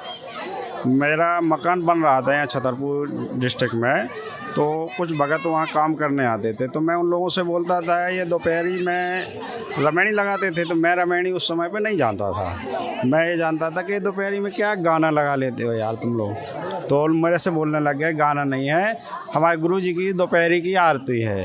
तो मैंने कि हमको भी सुनाओ, तो उस समय पर हमारे कोई समझ में नहीं आ रही थी भगत जी, उस समय कोई समझ में नहीं आ रही। फिर इसके बाद हमारा मकान 2016 में बन चुका। बनने के बावजूद फिर हम 17 में चले गए गुजरात में हमारा काम चल रहा था कैनाल पे। तो कैनाल पर हमने नया मोबाइल लिया, पहले हमारा टच का मोबाइल नहीं था। मैं कॉन्ट्रैक्टर हूँ, तो वहाँ काम चल रहा था मेरा गुजरात में। तो कैनाल पे मैंने वो सत्संग उस पर संत रामपाल जी महाराज का सर्च कर दिया। सर्च किया तो उसमें गुरुजी ने जो सत्संग बोले हैं, मैं तम्बाकू भी खाता था तो दबा के सत्संग सुनाया परमात्मा ने। तो सत्संग में पहली वाणी यही सुनाई कि एक चिलम हुक्का धरे डूबे काली धार। एक जो हुक्का भरने वाले को इतना पाप लगता है, तो हम तो तम्बाकू खा रहे हैं, हमको कितना। मैंने वहीं तम्बाकू फेंक दी, ऐसे ही फेंक दी। मैंने कि आज के बाद तम्बाकू नहीं खाएंगे, कुत्ता नहीं बनना। सिर्फ अपना एक ही उद्देश्य था कि भगवान प्राप्ति कैसे मिलेगी। आइए सुनते हैं संत रामपाल जी महाराज के वे अनमोल प्रवचन, जिनके सुनने मात्र से इस श्रद्धालु ने तंबाकू को हमेशा के लिए त्याग दिया। 100 नारी जारी करे सुरापान 100 बार, एक चलम हुक्का भर दे वो डूबे काली धार। ये तम्बाकू के अंदर इतना दोष है कि एक पर स्त्री गमन करने वाले का 70 जन्म तक अंधा हो डोले, पर द्वारा स्त्री का खोला 70 जन्म अंधा हो डोले। सुरापान मदमासाहारी और जो गमन करें भोगें पर नारी, 70 जन्म कटेंगे शीशम। साक्षी साहिब है जगदीशम। जो ऐसे पाप करेंगे उनके 70 जन्म तो लगातार वो बलि के बकरे बनेंगे। परमात्मा ने कहा कि 100 नारी जारी करे, एक पर स्त्री गमन करने का क्या बताया है कि 70 जन्म तक अंधा होकर धक्के खावे और फिर 70 जन्म वो बलि का बकरा बनकर गल कटवावे। कितना घोर पाप। और फिर कहते हैं ऐसे ऐसे 100 नारी जारी करे 100 सुरापान 100 बार। एक बार सुरापान करने का कितना पाप है। मदरा पीवे कड़वा पानी और 70 जन्म कुत्ते के जानी। जो मदरा एक बार भी पीते हैं 70 जन्म कुत्ते के होंगे। जैसे आप मैं इस मारीची जी के जो महावीर जैन के जीव की कथा सुनते हो, 60 करोड़ बार गधा, 30 करोड़ बार कुत्ता, तो ये इन्हीं दोषों के प्रतिफल में बनते हैं। तो हम गलतियां कर जाते हैं किसी जन्म में, फिर वो लिखे जाते हैं, इकट्ठे होते हैं, फिर वो भोगने पड़ते हैं। तो क्या बताया है, मदरा पीवे कड़वा पानी, शराब पीता है जो 70 जन्म कुत्ते के जानी। आज तक टिट्टी पाक रहा, गुट्टी ला के होटलों में बैठ के मौज मार रहा, फिर कुत्ता बन के गंदी नाली के जल को पिया करेगा। ले अब तेरी मदरा ये बन गई। मदरा पीवे कड़वा पानी 70 जन्म कुत्ते के जानी। और फिर क्या बताते हैं, पर द्वारा स्त्री का खोले 70 जन्म अंधा हो डोले। फिर क्या बताते हैं, 100 नारी जारी करे। जो 100 नारी पर नारी भोगेगा उसको कितना घोर पाप होगा। और सुरापान 100 बार, एक बार सुरापान यानी शराब पीने का कितना दोष है, अभी आपको बता दिया। ऐसा 100 बार कर ले और एक चलम हुक्का भर दे, पीने वाले का तो गर्क बेड़ा है ही, एक हुक्का भर के देने वाले को इतना पाप लगेगा। क्योंकि कोई दोष में सहयोग देता है, कोई हत्या करने जाता है, उसकी मदद कर रहा है, उसको उठा के उसको हथियार दे रहा है कि ले कर ले काम, तो दोनों दोषी हैं वो। तो यहाँ क्या बताया कि 100 नारी जारी करे सुरापान 100 बार, एक चल मुक्का भर दे और डूबे काली धार। जैसे आपने गीता जी अध्याय नंबर 7 के श्लोक नंबर 29 में सुना है कि जो व्यक्ति सभी कर्मों से परिचित हैं, पूरे अध्यात्म ज्ञान से परिचित है और तत्परम से परिचित है, तत्परम यानी परम अक्षर ब्रह्म से, तो वह केवल जरा और मरण से छूटने का ही प्रयत्न करते हैं। वो यहाँ की बकवादों में आश्रित नहीं रहते, यहाँ की किसी वस्तु की डिमांड नहीं करते, दोष भक्ति के अनुकूल साधना वही करते हैं, उसमें बाधक वस्तु को ग्रहण नहीं करते। तो ये हमारे बच्चे इन पूरे अध्यात्म ज्ञान से और इस सभी पूरे कर्मों से परिचित हो जाएंगे, तो फिर वो आम व्यक्ति को जो भी उनके संपर्क में आवेगा उनके गुणों से परिचित कराएंगे कि ये मत करो आप, ये पाप लगता है।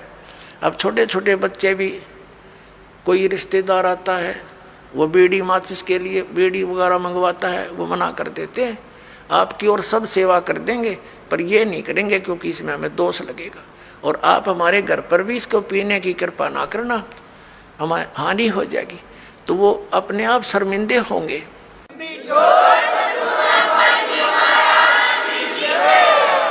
एक भक्त बता रहा था कि ऐसे हमारे घर पर हमारा एक बहनोई आ गया, लड़के थे घर पे और वो लगा निकाल के बीड़ी पीने। उनसे उन्होंने कहा जी आप फूफा जी बीड़ी ना पियो हमारे घर पे।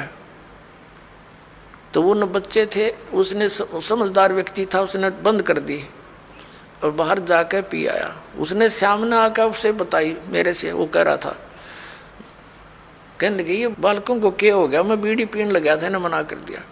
तो उन्होंने कहा ये हमने उपदेश ले रखा है ऐसे ऐसे, हम ना ये पीमर ना पीने दें, ना हम आपकी मदद करेंगे और आपकी सारी सेवा करेंगे हम, लेकिन ये अब हम नहीं आपको सहयोग भी नहीं देंगे। तो रिश्तेदार उसी का नाम होता है जो अनुकूल हो जाए, ना तो दुश्मन है वो आपका। तो उन्होंने बोला जी कोई बात ना, अगर आपकी ये बात है तो मैं आप आज के बाद आपके घर में बीड़ी ना लाऊं और ना पीऊँ। तो वो दूसरा भाई था, वो नाम नहीं ले रहा, वहाँ अपना जाकर जो उसने पीना खाना था कराया, बाकी आके सो गया, हमारे पास रोटी खा ली, कोई बात नहीं। फिर वो गया हुआ था किसी कारण से कहीं पर, वो ही कहीं दूसरी रिश्तेदारी में, वो कह रहे थे कि हम ऐसे ऐसे वहाँ जाएंगे, तू भी चलेगा कि? तो वो खुद कह रहा था हमारा बहनोई कि वहाँ जाओ तो भाई अपना बीड़ी माचिस बार धर दियो, यानी खुशी के उसने कोई उलाहना नहीं दिया, बल्कि उनको आगाह किया कि वहाँ लेके मत जाना, उड़ा नहीं बढ़न देंगे तुमने बीड़ी माचिस समेत। तो वो रिश्तेदार भी अच्छे थे, ने बोला बहुत अच्छी बात है, हम ठीक है, उनके नियम को क्यों भंग करेंगे। तो धीरे धीरे उस रिश्तेदार ने भी उपदेश ले लिया, जब देखा कि बालक भी इतना ज्ञान रखते हैं, बुराई से दूर रहना चाहते हैं और हम बुराई कर रहे हैं तो हमारे बालक भी ग्रहण करेंगे। तो उस बुद्धिमान व्यक्ति ने भी उपदेश ले लिया, अपने बच्चों को इस मार्ग पर लगा दिया। तो ऐसे ये बुराई अब कम होएगी। और पहले हम क्या करते थे, जब हम छोटे छोटे थे, हमारी बहनों के बटेऊ आते थे बहनोई, तो हमारी स्पेशल सेवा लगाई जाती थी कि इनकी चलम ठंडी नहीं होनी चाहिए, ना तो बेइज्जती हो जाएगी, यानी इनका हुक्का इतना प्यारा है, ये कंध्याड़ बैठे रहियो स्पेशल। बताओ, एक तो उनको दूना नरक में ठोक्या करते, अरे हम उनने कहेंगे हाथ जोड़ के ना जी ना पीवा ना पीने दें, तो उनको भी विवश होना पड़ेगा सोचने से बुराई को छोड़ने के लिए। तम्बाकू शराब ये कोई खाने पीने की वस्तु है, बकवास लपेट ली चौगर दे के।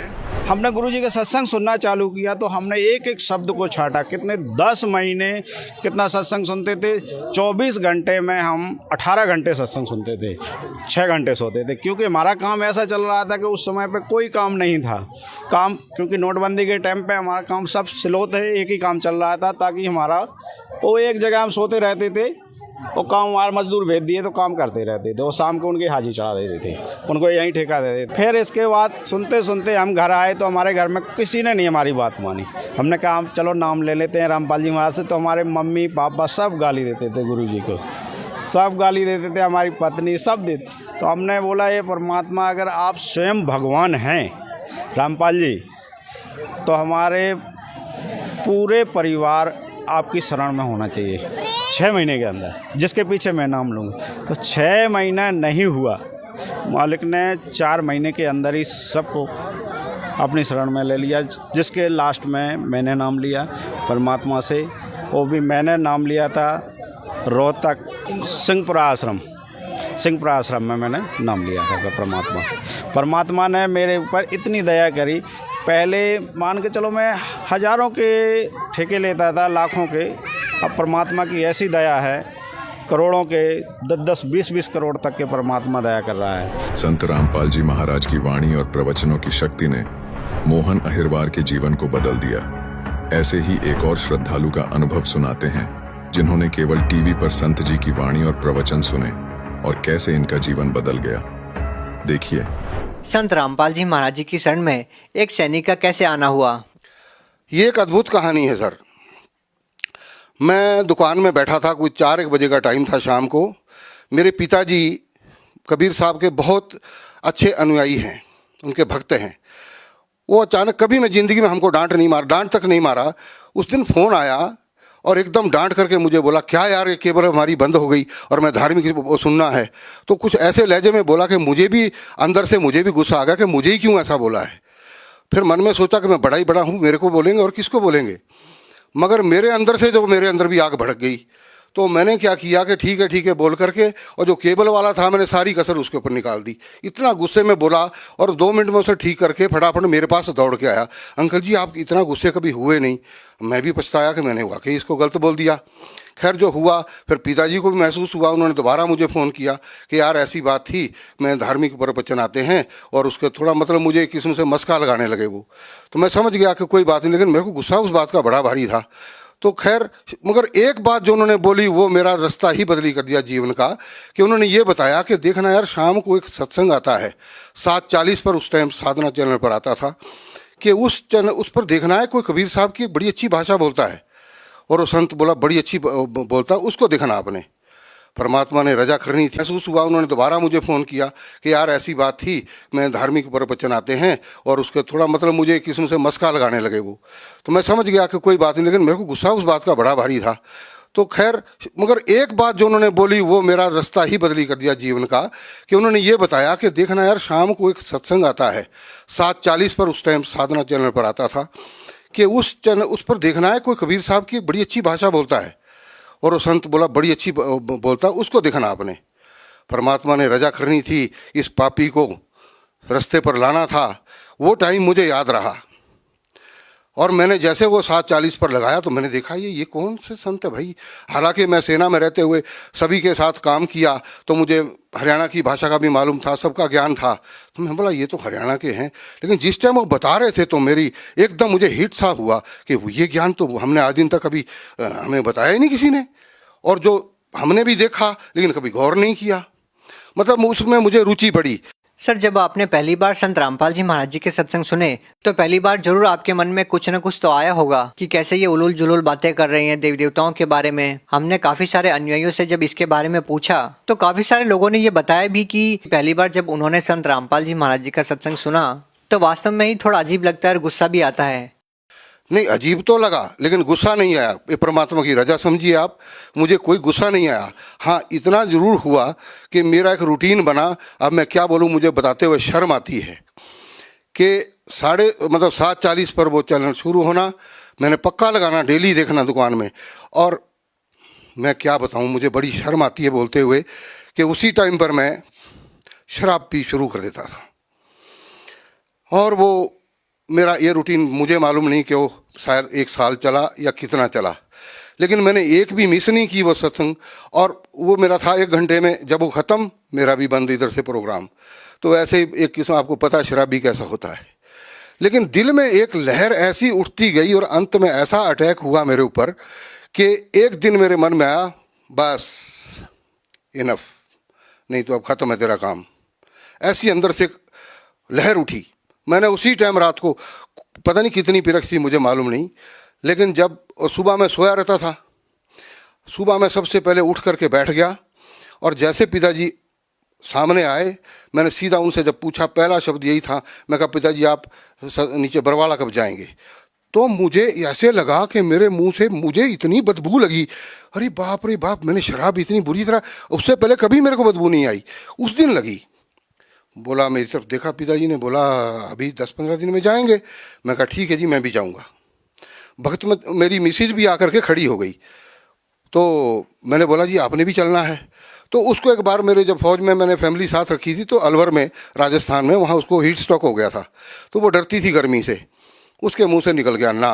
और मेरे मन में फिर वो भाई परमात्मा, आपके पास तो मैं आना चाहता था विद फैमिली, और आपने मुझे रुकावट डाल दी, ये क्या हुआ? चलो आपकी इच्छा है। जब जाने का टाइम हुआ, एक दिन पहले ही मिसिस को मैंने बोला भी जो सामान थोड़ा बहुत डालना डाल दे। पिताजी बोले वहाँ कुछ नहीं डालने की ज़रूरत है, वहाँ सब कुछ मिलता है। मैं कहा तेल साबुन तो डाल ले। बोला वहाँ सब मिलता है, तेल साबुन भी लेना तो पेस्ट ले लो और आपका ये क्या बोलते हैं ब्रश ले लो, बाकी सब वहाँ मिलता है। मैं कहा अच्छी बात है। तो मिसिस क्या बोले, मैं भी चलूँ? परमात्मा कितनी खुशी हुई मुझे उस टाइम पर, मैं गदगद हो गया। परमात्मा ने इतनी इजाज़त दी मेरे को, और हम दोनों गए, हमने वहाँ जाके नाम लिया। दर्शकों, ऐसा केवल परम संत के द्वारा वचन शक्ति से ही संभव है। लाखों करोड़ों रुपए खर्च करने के बाद जो लोग नशा नहीं छोड़ पाते, वे संत रामपाल जी महाराज के वचन सुनने मात्र से सब विकार छोड़ देते हैं। आज के वर्तमान समय में पूर्ण संत रामपाल जी महाराज हैं, जिनके मुख कमल से इन वाणियों को सुनने मात्र से श्रद्धालुओं को गजब के लाभ प्राप्त हो रहे हैं। संत रामपाल जी महाराज के मुख कमल से, उनके सत्संग सुनने मात्र से भयंकर कष्ट दूर हो रहे हैं। आइए आपको ऐसे ही कुछ प्रमाणों से रूबरू करवाते हैं। बहुत कहता था कि मेरा नशा छुटवाने वाला इस धरती पर कोई नहीं है, जिसके कारण पर जिस दिन मैंने सतगुरु रामपाल जी महाराज जी से नाम दीक्षा ली थी, उस दिन से हमने ये पता लगा कि सतगुरु रामपाल जी महाराजियों के रूप में पूर्ण परमात्मा कबीर साहिब आए हुए हैं, और उन्होंने हमारा सब प्रभाकर का नशा छुटवा दिया उसी दिन से। अगर कोई भी नशे से परेशान है, किसी का भी नशा नहीं छूट रहा है, मैं ये गारंटी लेता हूँ, जिसने संत रामपाल जी महाराज जी का ज्ञान सुन लिया और उनसे नाम दीक्षा ले ली, वो नशे के कभी पास भी नहीं जा सकते। जैसे मैं था, 16 साल का नशा करने लग गया था, और मुझे 10 साल हो गए जब से मैंने संत रामपाल जी महाराज जी का नाम दीक्षा लिया, उनका ज्ञान सुना है। मैं नशे को छू भी नहीं सकता, और करना तो बहुत दूर की बात है। नशा पान बहुत करता था, जैसे बीड़ी, सिगरेट, गुटखा, तम्बाकू। जब मैं नशा करता था, फिर मैं लड़ाई झगड़ा करता था, फिर मैं मारपीट करता था, पूरी तरीके से मैं नशा करता था। और नशा करने के बाद मैं किसी से डरता नहीं था। इतना नशा करता था कि मैं अपने जीवन में मैं देखूं तो मैं एक तालाब के बराबर शराब पिया। अगर 2-4 हाथी खड़ा कर दिया जाए, उसके मांस के बराबर मैंने मांस खाया। मैं बहुत नरक इंसान था। संत रामपाल जी के शरण में गए, जब हमने नाम भजन लिया, जाते ही नाम भजन लेने से ही तो मेरी नशा छूट गई परमात्मा के शरण में आने से। जो संत रामपाल जी हैं, मेरे मालिक, मेरे गुरु, मेरे भगवान, उन्होंने मुझ पर बड़ी अपार कृपा की है। मेरे को ऐसा था भैया कि कोई भी ऐसी ताकत नहीं कि ये नशा छुड़वा दे, और मैं छोड़ना भी चाहता था। मेरी माँ, आप सच नहीं मानोगे, मेरी माँ मेरे को कह देती थी कि बेटा तू मर जा। मैं कह देता था माँ मेरे से मरा नहीं जाता, तू मेरे को ऐसे कर, कुछ खाने में मिला दे और मेरे को मत बता।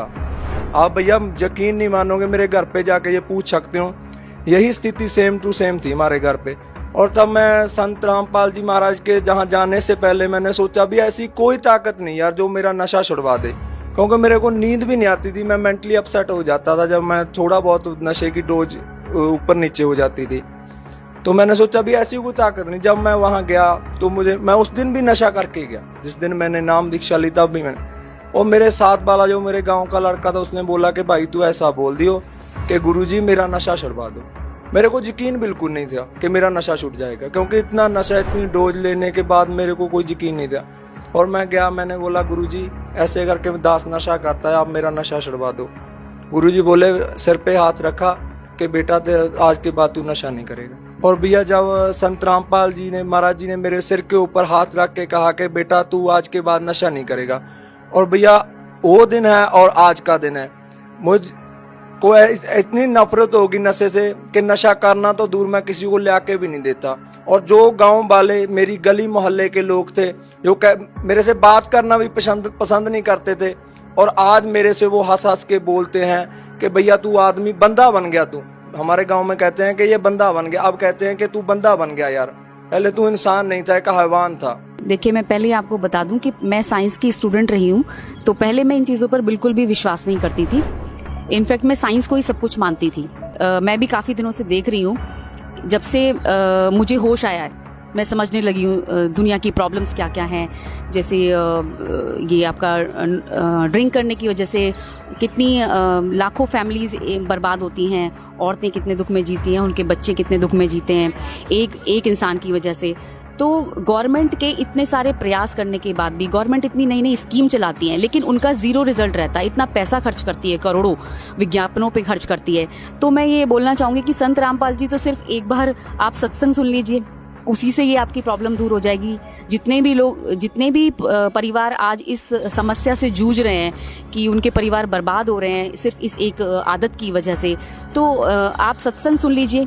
और सत्संग सुनने से सिर्फ एक यही नहीं, बहुत सारे विकार दूर होते हैं इंसान की, जो भी प्रॉब्लम्स हैं, कुछ बीमारियां भी दूर होती हैं। और जो एक तरह से मैं कह सकती हूँ, एक तरह से आपके विचार शुद्ध हो जाते हैं। जब आपके विचार ही शुद्ध हो गए तो फिर आपको कहीं जाने की ज़रूरत ही नहीं है। प्रॉब्लम्स अपने आप ही बहुत कम हो जाएंगी, या बोल सकते हैं कि ख़त्म ही हो जाएंगी प्रॉब्लम्स। तो एक तरह से संत रामपाल जी एक समाज सुधार का काम कर रहे हैं, जो कि आज तक कोई भी नहीं कर पाया है, जिसको मैंने प्रैक्टिकली फील किया है। आइए आपको संत रामपाल जी महाराज के सत्संग के माध्यम से समझाते हैं कि वचन की शक्ति का कितना महत्व है। ये परमात्मा की अमर वाणी है, और पूरे संत के द्वारा जब ये उच्चारण की जाती है उनका असर न्यारा होता है। एक आम आदमी तो रोज पढ़ रहे इन वाणियों ना, किससे का असर नहीं। अपने आत्मा एक तो राजा आदेश दे और एक व्यक्ति विशेष वही आदेश दे, तो अप्लीकेबल नहीं हो सकता। एक समय एक रानी ने गुरु धारण कर रखा था, उसको ज्ञान बहुत अच्छी तरह समझ में आ गया बेटी को। वो अपने पति से प्रतिदिन प्रार्थना करती थी कि नाम ले लो, ये राजपाट सदा नहीं रहेगा, सदा राजा नहीं रहोगे तुम। वो कहता था तू लेरी नाम है, मैं के न्यारा लूँगा, आप बिलेरी बस घर में एक बहुत है। संत से सुने हुए ज्ञान से वो कहा करती थी, देखो जी मैं खाना खाती हूँ तो मेरा पेट भरेगा, आप खाओगे तो आपका भरेगा, तो आपने भी भक्ति करनी चाहिए। वो कहता फिर मैं लेता हूँ, सुबह उठकर राम राम करता हूँ और ओम जय जगदीश हरे की आरती गाता हूँ। तो उसने बताया जी ऐसे काम नहीं बनेगा। संत जी ने, गुरु जी ने बताया कि गुरु बिन माला फेरते, गुरु बिन देते दान, गुरु बिन दोनों निष्फल हैं, चाहे पूछो वेद पुराण। राजा ने सोचा यार रोज कान खावे मेरे, इसके गुरुजी से ही डिस्कस करके आता हूँ मैं एक दिन, और उससे पूछता हूँ कि क्यों दुनिया को मूर्ख बना रहे हो तुम, इनको बहका रहे हो अपने पैसे ऐंठने के लिए। भगवान ने कि तब बैठ कर बजले, घर पे भी तो भज सकते हैं, गुरु की आवश्यकता। इस उद्देश्य से उसने कहा अपनी पत्नी से, ठीक है मैं एक दिन तेरे गुरु जी से मिलना चाहता हूँ। रानी की खुशी का ठिकाना नहीं रहा कि एक बार यूँ आ चला गया तो इसके 16 दिन आ जाएंगे, सुदन आ जाएंगे। राजा ने कहा मैं परसों चलूँगा। रानी ने अपने गुरुदेव से बताया। अब गुरुदेव तो जान उनको परमात्मा की कृपा होती है, वो समझ गए कि राजा कोई कुबद लेकर आवेगा ना, राजा की इतनी अच्छी किस्मत नहीं होती वो सत्संग में आ जाओ तो बकवादा में राजी रहा करे। क्यों उस समय उसका आगे पाछे 50-60 आदमी सलूट मारनी है, जी सर करनी है, उसने भगवान की आवश्यकता कतई नहीं होती, वो तो ज्ञान से पता लगता है। राजा आया और अच्छा आसन दे दिया गया राजा को। तो संत जी ने कहा कि आओ राजन, कैसे आगमन हुआ। राजा तो जिस उद्देश्य से गया था सीधा ही बोला कि आप क्यों भोले बालों को मूर्ख बना रहे हो, क्या गुरु बनाना आवश्यक है? भक्ति तो वैसे भी कर सकते हैं, क्यों दुनिया को मूर्ख बनाए बैठा है। तो संत ने सोचा कि अब मैं जय इसके प्रश्न का उत्तर नेगेटिव दे दूंगा, उसको तो नेगेटिव लगेगा, तो ये ना जाने के कुबद कर देगा। उसने कहा राजन अब तो मेरा भजन का समय हो गया है, मैं कभी आपके घर आऊँगा और आराम से बैठ कर डिस्कस करेंगे। राजा ने सोचा बहुत बढ़िया, वहाँ इसकी खूब खबर लूँगा, अच्छी तरह इसके कान खाऊँगा, सारी पूछ लूँगा इस तरह। कहने लगा ठीक है, आप वहाँ जाना। यूँ कह कर राजा उठ कर चला। अब क्या हुआ, रानी को बता दिया अपनी शिष्या को, बेटी मैं परसों आऊँगा, राजा से मिलूँगा। उसने जाके घर बता दिया कि कल गुरुजी आएंगे मेरे। अब राजा बाहर बैठा सिंहासन के ऊपर, नो सज दे के अपनी पूरी टोर दिखाने खातिर आसपास सैनिक खड़े, बॉडीगार्ड, अंगरक्षक, नौकर। अब बाहर पहरेदारों से यानी नौकरों से बोल दिया गया कि एक संत आएंगे। रानी के जो संत हैं वो नौकर जानते थे, क्योंकि रानी को साथ लेकर जाते थे रथ वगैरह में, कि उसको आने देना, रोकना नहीं। अब वो संत जी सीधे जा रहे थे, राजा बैठा सिंहासन पर, ऊंचे आसन पर, सैनिक खड़े थे।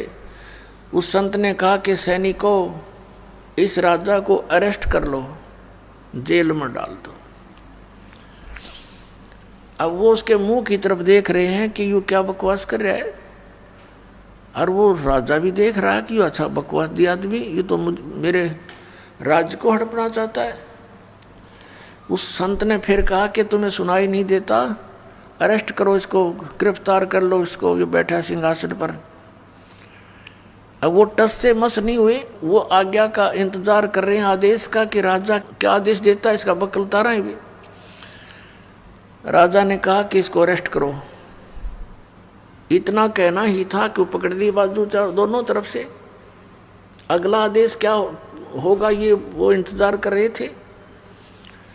तब वो संत कहता है कि राजन, गराए आदमी की बेइज्जती नहीं करा करते, आप तो तू बुला के आया मेरे को, राज मेरी बेइज्जती कर रहा है। राजा बोला तेरा दिमाग खराब हो गया, तो ये शब्द कैसे बोले कि इसको गिरफ्तार कर लो। तो उस संत ने कहा कि मैं आपके प्रश्नों का उत्तर देने आया हूं कि गुरु के बिना क्या भगवान की भक्ति नहीं हो सकती।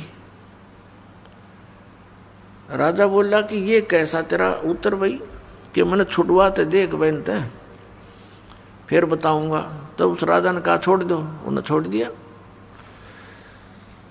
अब संत ने कहा कि देखो राजन, जो शब्द मैंने बोले थे वही आपने बोले। मैंने इनसे बोला था राजा को अरेस्ट कर लो, ये टस से मस नहीं हुए, और आपने वही शब्द बोले थे इसको अरेस्ट कर लो। ये सभी गति में आगे और तुरंत मुझे गिरफ्तार कर लिया। आपके वचन में शक्ति है, मेरे वचन में वो शक्ति नहीं है जो आपके में है। आपके आदेश लागू हो गया। इसी प्रकार आध्यात्मिक मार्ग में मेरे वचन में शक्ति है, और मैं जो वचन दूंगा वो कार्य करेगा, और आप उसको कहते रहना, वो कार्य नहीं करेगा। ठीक इसी तरह ये उदाहरण समझ ले। राजा की बुद्धि साफ होगी, नीचे उतर गया सिंहासन से, चरण पकड़ दिए। तो पुण्यात्माओं, ऐसे जो साधना हम गलत भी करते हैं, अपने मनमुखी भी करते हैं, उससे भी लाभ नहीं होता। तो संत के वचन में शक्ति होती है, और उस शक्ति से ही वो शब्द आपके अंदर काम करता है। जैसे जो औषधि होती है, इंजेक्शन के माध्यम से शरीर में प्रवेश कर दी जाती है तो वह काम करेगी, और बगैर सिरंज के वह अंदर नहीं जा सकती। तो ये समझो कि संत की वाणी सिरंज होती है, वो आपके अंतःकरण में इस मंत्र को प्रवेश करती है, फिर वो मंत्र आपके यहाँ कार्य करता है। इन्हीं मंत्रों को अन्य आदमी देता रहेगा, कोई लाभ नहीं होगा, अधिकारी है ही नहीं वो उसको देने का। तो इस प्रकार संत वचन की शक्ति से आपके अंदर भक्ति प्रवेश करते हैं, और फिर इस सत्संग के माध्यम से ये वाणी, अमर वाणी जो महापुरुषों ने बोली थी, उस वाणी को अधिकारी बोलता है तो वो आपके ऊपर असर करती है। वो ऐसे असर करती है जैसे किसी को सर्प डस जाता है, और उस सर्प के विष उतारने का एक मंत्र बोलता है गारडू, वो सपेरा, तो उस समय वो व्यक्ति मूर्छित पड़ा होता है जिसको सर्प ने काट रखा है। उसको पता ही नहीं ये बोलने वाला क्या वाणी बोल रहा है, और उसको बार बार उच्चारण करने से कुछ समय के बाद उसमें हलचल होती है, विष उतर जाता है, और न उस वाणी को वो समझता है कि बोल क्या रहा है। तो पुण्यात्माओं, ठीक इसी प्रकार हमारे अंतःकरण, हमारी आत्मा पे पाप कर्मों का विष चढ़ा हुआ है। इन महापुरुषों की वाणी, सदग्रंथों की वाणी और अधिकारी के द्वारा बोली गई आपके ऊपर से वो कुछ ऐसे जो पाप होते हैं वाणी के पाठ उच्चारण श्रवण करने से ही कटा करते हैं। देखिए परम संत के मुखारविंद से उच्चारित वाणी का पेड़ पौधों व पशु पक्षियों पर क्या प्रभाव पड़ता है। जैसे यहाँ आए हुए बच्चे जो सो भी गए, छोटे छोटे बेटा बेटियां, उनके ऊपर भी ये वाणी असर कर रही है, उनके अंदर बहुत कुछ प्रक्रिया कर रही है। जैसे एक सर्प डसा हुआ व्यक्ति मूर्छित हो जाता है और गारडू एक मंत्र, एक सेंटेंस सा अपना सिद्ध कर देता है, उस मंत्र को बार बार बोलता रहता है शरीर के ऊपर, वो तो अचेत पड़ा है, और उसके बोलने से, उस वाणी के मंत्र के प्रभाव से वो विष रहित होकर के सचेत हो जाता है। और ये वाणी तो सब सिद्ध है परमात्मा सतपुरुष की, और हमारी आत्मा असंख्य जन्मों से सनी पड़ी है इन पापों से। प्रारब्ध के पाप भी बिना गिनती के हैं, और इस वाणी के रह रहकर पाठ और सुनने और सुनाने से, करने से ये आप किसी का ना भी समझ माती पशु पक्षी चींटियों पर भी असर करेगी, और इन बच्चों पर जो इन पर और शीघ्र करेगी, क्योंकि ये मनुष्य जीवन प्राप्त है। और ये जितने भी पशु पक्षी हैं, जीव जंतु, पेड़ पौधे, घास फूस, ये सभी जीव हैं, ये अपना कर्म भोग रहे हैं। इनके ऊपर भी परमात्मा की यह अमर कथा असर करेगी, इनको शीघ्र अब मनुष्य जीवन मिलना शुरू हो जाएगा। और कलयुग में जहां जहां इस मालिक की वाणी का प्रचार इब्ते ढूंढा ठाओगा परमात्मा, क्योंकि मोबाइल बनवा दिए दाता ने, इसी चिप बनवा दी, इसमें 40 घंटों का सत्संग अमरवाणी आ जाती है। और जहां भी कोई बच्चा, जैसे यहाँ देखता है दास कोई बेलदारी कर रहा है अपना, यहाँ कोई सेवा करने आ रहे हैं, मोबाइल चल रहा है, काम कर रहे हैं, खेतों में भी अपने जेब में मोबाइल चल रहा है और काम कर रहे हैं, वाणी वहां भी चल रहे हैं, सुन रहे हैं, मंत्र चल रहे हैं। तो जहां जहां ये वाणी फैलेगी उन सब का उद्धार होगा, इस सत्कर्म मान लेना, और मनुष्य जीवन प्राप्त होगा। आधे से ज्यादा संस्कार इनके खत्म हो जाएंगे उनके भी, और तुरंत मानव शरीर प्राप्त कराना शुरू कर देगा, क्योंकि हम सभी उस परमात्मा के बच्चे हैं, और उस परमात्मा ने सभी के ऊपर रहम है, सभी के उद्धार की चिंता है, किसकी किस प्रकार होगी, किसकी किस प्रकार होगी, वो सब अब परमात्मा ने सारे फार्मूले लगा देने हैं। जैसे कोई भक्त इस ज्ञान से परिचित और किसी कारण से नाम खंडित हो जाने से उसकी मृत्यु हो जाती है, तो वो कहाँ जाता है। आपको प्रथम मंत्र में श्री ब्रह्मा जी, श्री विष्णु जी, श्री शिव जी, श्री गणेश जी और श्री दुर्गा जी आदि इन देवों के वो मूल मंत्र दिए जाते हैं, जिनसे आपको बहुत लाभ मिलना है। तो उस कारण से आप पार ना हो गए तो इनके लोकों में जाओगे, वो सुख भोगने के लिए जो आपको इस प्रथम मंत्र के बेनिफिट प्राप्त हुआ है, ये लाभ आप वहाँ अक्षीण करने चले जाओगे। वहाँ जाकर आपको याद आएगा कि ये तो गुरुजी बताया करते थे कि हमने यहाँ का देव पद भी नहीं लेना, राज्य पद प्राप्त नहीं करना, यहाँ हमारे पुण्य नाश होते हैं। तो वहाँ जाकर फिर वो रोते हैं। और ये जो प्राइम टाइम होता है इसका सीमा है। जैसे अब जो बिजली पीढ़ी चली है इसका समय निर्धारित है, उसके बाद ये भक्ति नहीं रहेगी। इस बीच जो निकल गया सो निकल गया। तो वो भक्ति जो युग है उसका समय समाप्त होने को होता है, हो चुका होता है, और उनकी मृत्यु हो जाती है। वो कोई ब्रह्मा जी के लोक में जा रहा होता है, कोई विष्णु जी के लोक में, कोई गणेश जी के यहाँ, अपने इन मंत्रों के पुनों के आधार से, भक्ति के आधार से इनको वहाँ खाता है, बर्बाद करता है। तो वहाँ वो रोते हैं, तब परमात्मा जाते हैं, उनको वहाँ से छुड़वा कर लाते हैं। उनको उस समय मनुष्य दोबारा जन्म नहीं देते, उनको अपने पास स्टॉक में रखते हैं। उनके ऊपर इतना रहम हो जाता है कि अब उनका जन्म आपके घरों में होगा, आपके बेटा बेटी, आपके पोता पोती के रूप में सबके घर वो पुण्यात्माएं आएंगी। उनके संस्कार इतने गजब के होंगे, इतने अच्छे होंगे कि उनको किसी प्रकार का कोई कष्ट नहीं होगा उनके जीवन में। और उनको जन्म से ही मंत्र मिलेंगे, 3 वर्ष के होते ही भक्ति करेंगे, और 8 वर्ष का होते उसको सतनाम मिलेगा, और फिर 12 वर्ष के बाद, 13 वर्ष के बाद अंतर ही उसको सतनाम सारनाम प्राप्त होगा। अब के वो मोक्ष प्राप्त कर जाएंगे। आप भी करोगे, क्योंकि ये भक्ति युग प्रारंभ हुआ है, और या तो इसी जन्म में पार हो जाओगे। देखो, कोशिश करना कि इसी जन्म में पार हो, फिर तो फिर ही होता है। नेक्स्ट लाइफ का, नेक्स्ट जीवन की सपने में भी इच्छा मत रखना। फिर भी किसी कारण से पैर फिसल जाता है तो वो फिर तुरंत ही मनुष्य जीवन प्राप्त करके तुरंत ही भक्ति पर लग जाता है। अपने आत्माओं, देखो, आप भक्ति और इस अध्यात्म मार्ग से परिचित नहीं है। अब जैसे यहाँ कितने दुखी भक्त आते हैं, रोगी आते हैं, सब जगह जवाब मिल जाता है, वो यहाँ लेकर आते हैं। हमारे भक्त उनको समझाते हैं कि चलो आप वहाँ ठीक हो जाओगे। तो वो केवल ठीक होने के उद्देश्य से जो आते हैं, और वो ये सोचते रहते हैं कि हम ठीक हो जाएं, बस इतना ही हमें चाहिए, तो उनको परमात्मा राहत शीघ्र नहीं देगा। आप ये उद्देश्य लेकर आओ, इस ज्ञान को समझाओ। जिसको भी आप लाते हो अच्छी बात है, ज्ञान समझाओ, और ज्ञान समझा कर फिर उनको नाम दिलाओ। फिर परमात्मा तुरंत हाथ पकड़ लेता है।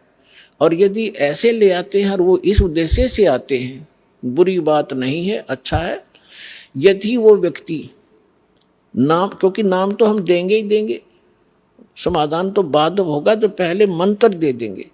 अब नाम जिसने मिल गया और अंतिम सांस गिने, मरना तो उसने था ही, इस मंत्र को एक बार पूरा बोल दे, सुन ले, वहां पर ना बोल सके और मृत्यु हो जा, तो भी उसको मनुष्य जीवन मिलेगा। उसमें बीज भक्ति का बूगा।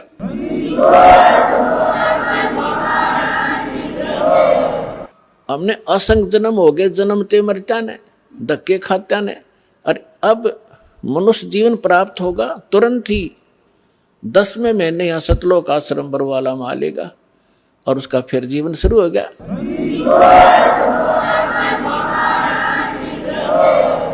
संत रामपाल जी महाराज कहते हैं, यदि साधक उनसे नाम दीक्षा लेकर केवल एक मंत्र का जाप भी कर लेता है, तो भी उसे अगला जन्म मनुष्य का प्राप्त हो जाता है। 84 लाख योनियों में नहीं भटकना पड़ता। यदि पूर्ण संत की शरण में आए किसी बुजुर्ग व्यक्ति की मृत्यु हो जाती है, भले ही उसका पूरा विश्वास पूर्ण संत पर न हुआ हो, तो भी पूर्ण संत की शरण लेने से व उसकी वाणियों की अपार शक्तियों की वजह से उस साधक को भी मनुष्य शरीर प्राप्त हो जाता है। ऐसा ही एक उदाहरण आपके सामने प्रस्तुत करने जा रहे हैं, जो कि इस नन्हे बालक की कहानी है। 80 वर्ष की आयु में संत रामपाल जी महाराज से दीक्षित ये बच्चा पिछले जन्म में सोहन दास था।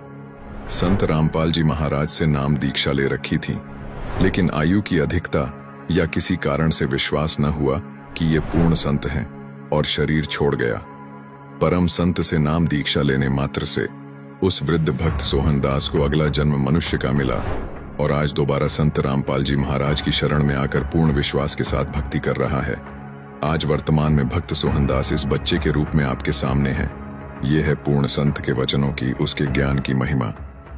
आइए आप अब खुद सुनिए ये अद्भुत दास्तान। इस वक्त मैं सतलोक आश्रम धनुषा नेपाल में हूँ, और अभी हमारे साथ एक छोटा सा बच्चा है जो बीएसएफ जवान जैसा दिख रहा है। हालांकि दिखने में जरूर छोटा है, पर इसके अंदर एक ऐसा कमाल की बात है जिसे आप सुन करके हैरत में पड़ जाएंगे।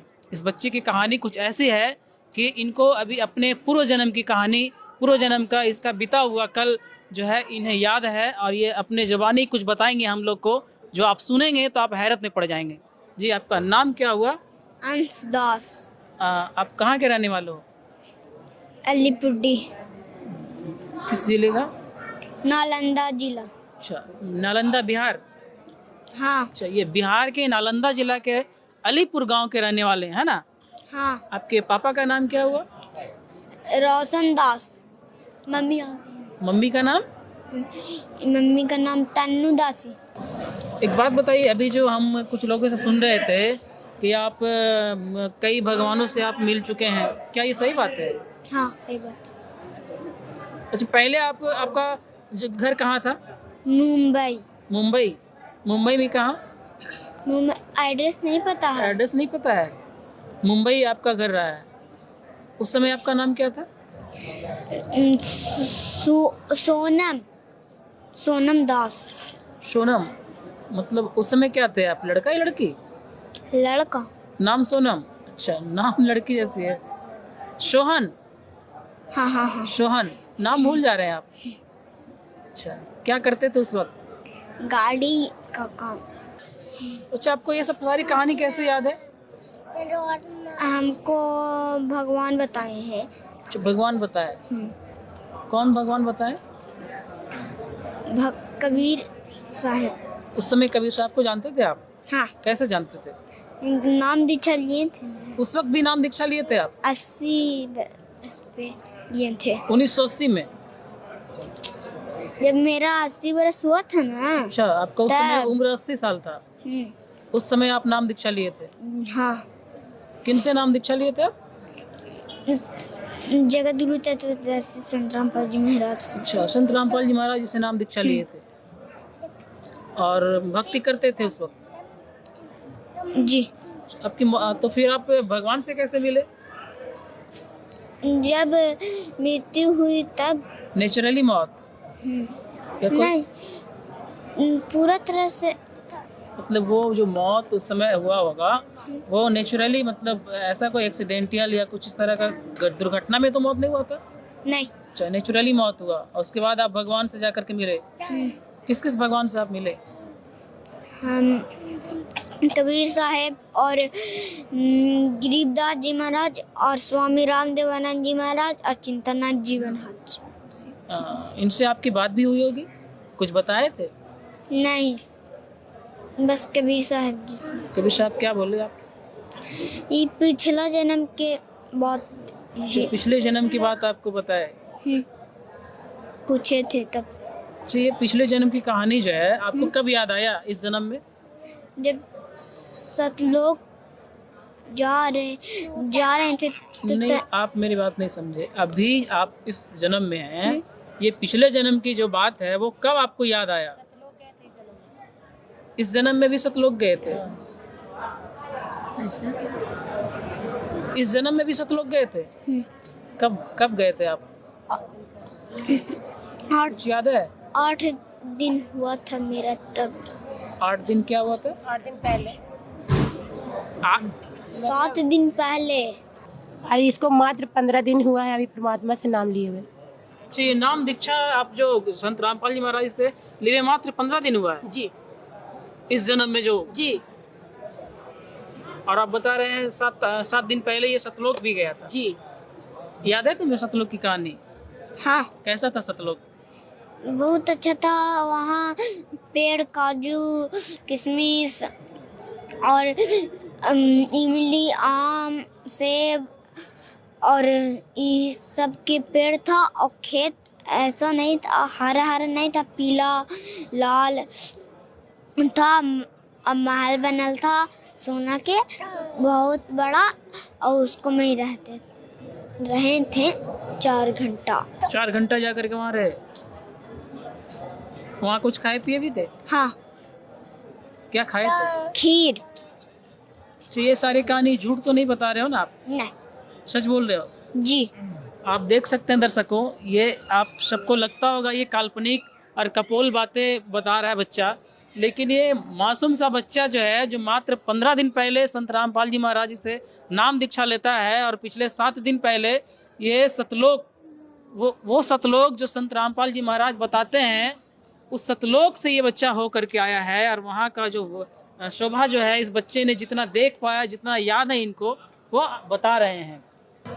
ये संदेश जो है ना, पूरे लोगों को देखने की ज़रूरत है, समझने की ज़रूरत है। जो इस चीज़ को समझता है कि नहीं ये काल्पनिक बात है, आखिर कैसे लोग समझेंगे बताओ।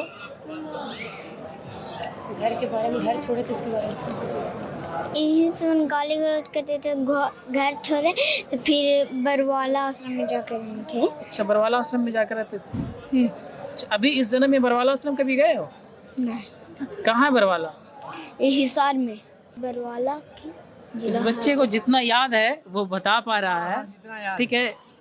वैसे आप लोगों को लगता होगा काल्पनिक बातें हैं, ये झूठी बातें भी लग सकता है, पर जो यहाँ पे बैठे, क्या लग रहा है सर आपको? ये जो बच्चा बता रहा है, कितना सच्चाई है इसमें? अब आध्यात्मिक क्षेत्र में जो लग गया है, अध्यात्म में जो जान लिया है, वो सच्चाई ही बताया होगा जी। क्योंकि जो परमात्मा के बच्चे हैं वो कभी झूठ नहीं बोलते हैं, है ना, इसलिए अच्छा, सच्चाई हो सकता है कि कोई बच्चा अभी मैं यहाँ हूँ इस धरती पे, और यहाँ से सतलोक या स्वर्गलोक कहीं जा सकता है आदमी? जा सकता है। वो हमारे गुरुजी बताते हैं ये सब। जो पुण्य आत्मा होते हैं उनको सतलोक जाकर दिखाते हैं, वही कुछ गवाही बनाते हैं, है ना, कि लोग को, उनको तो सबको लेकर जाना है ना, तो इसलिए कुछ न कुछ गवाही होनी चाहिए ताकि लोग को बता सके, विश्वास कर सके, ऐसे वो सच्चाई होगा। आइए सुनते हैं संत रामपाल जी महाराज से दीक्षित एक और बच्चे से सतलोक का आंखों देखा अनुभव। जगत गुरु तत्वदर्शी संत रामपाल जी महाराज ने मुझे दर्शन दिए। उन्होंने जब दर्शन दिए तो उनके शरीर के आगे पीछे रोशनी सी चल रही थी, चक्कर सा था। तो उन्होंने क्या किया, उन्होंने ऐसे करके हाथ बढ़ाया, मैंने उनका हाथ पकड़ा, उन्होंने मेरे को खींच लिया। उन्होंने जो खींचा तो ऐसे लगा मैं जो उनके शरीर के आसपास की रोशनी थी मैं उसमें समा गया। अंदर जब गया तो मैंने देखा आत्माएं कहीं इधर उड़ रही हैं, कहीं इधर उधर, मतलब विचरण कर रही हैं। और वहाँ का बहुत अच्छा मौसम, वहाँ ना ही सूरज ना ही कुछ, वहाँ वो प्रकाशित लोक था बस। वहाँ पे हर आत्मा के शरीर से रोशनी निकल रही थी। फिर मेरे को अंदाज़ा लग गया कि ये परमात्मा मेरे को सतलोक लेकर आए हैं। फिर उसके बाद संत रामपाल जी महाराज मेरे को सतलोक में मिले और उन्होंने मेरे को जहाँ कबीर जी का आसन है वहाँ पर लेकर गए।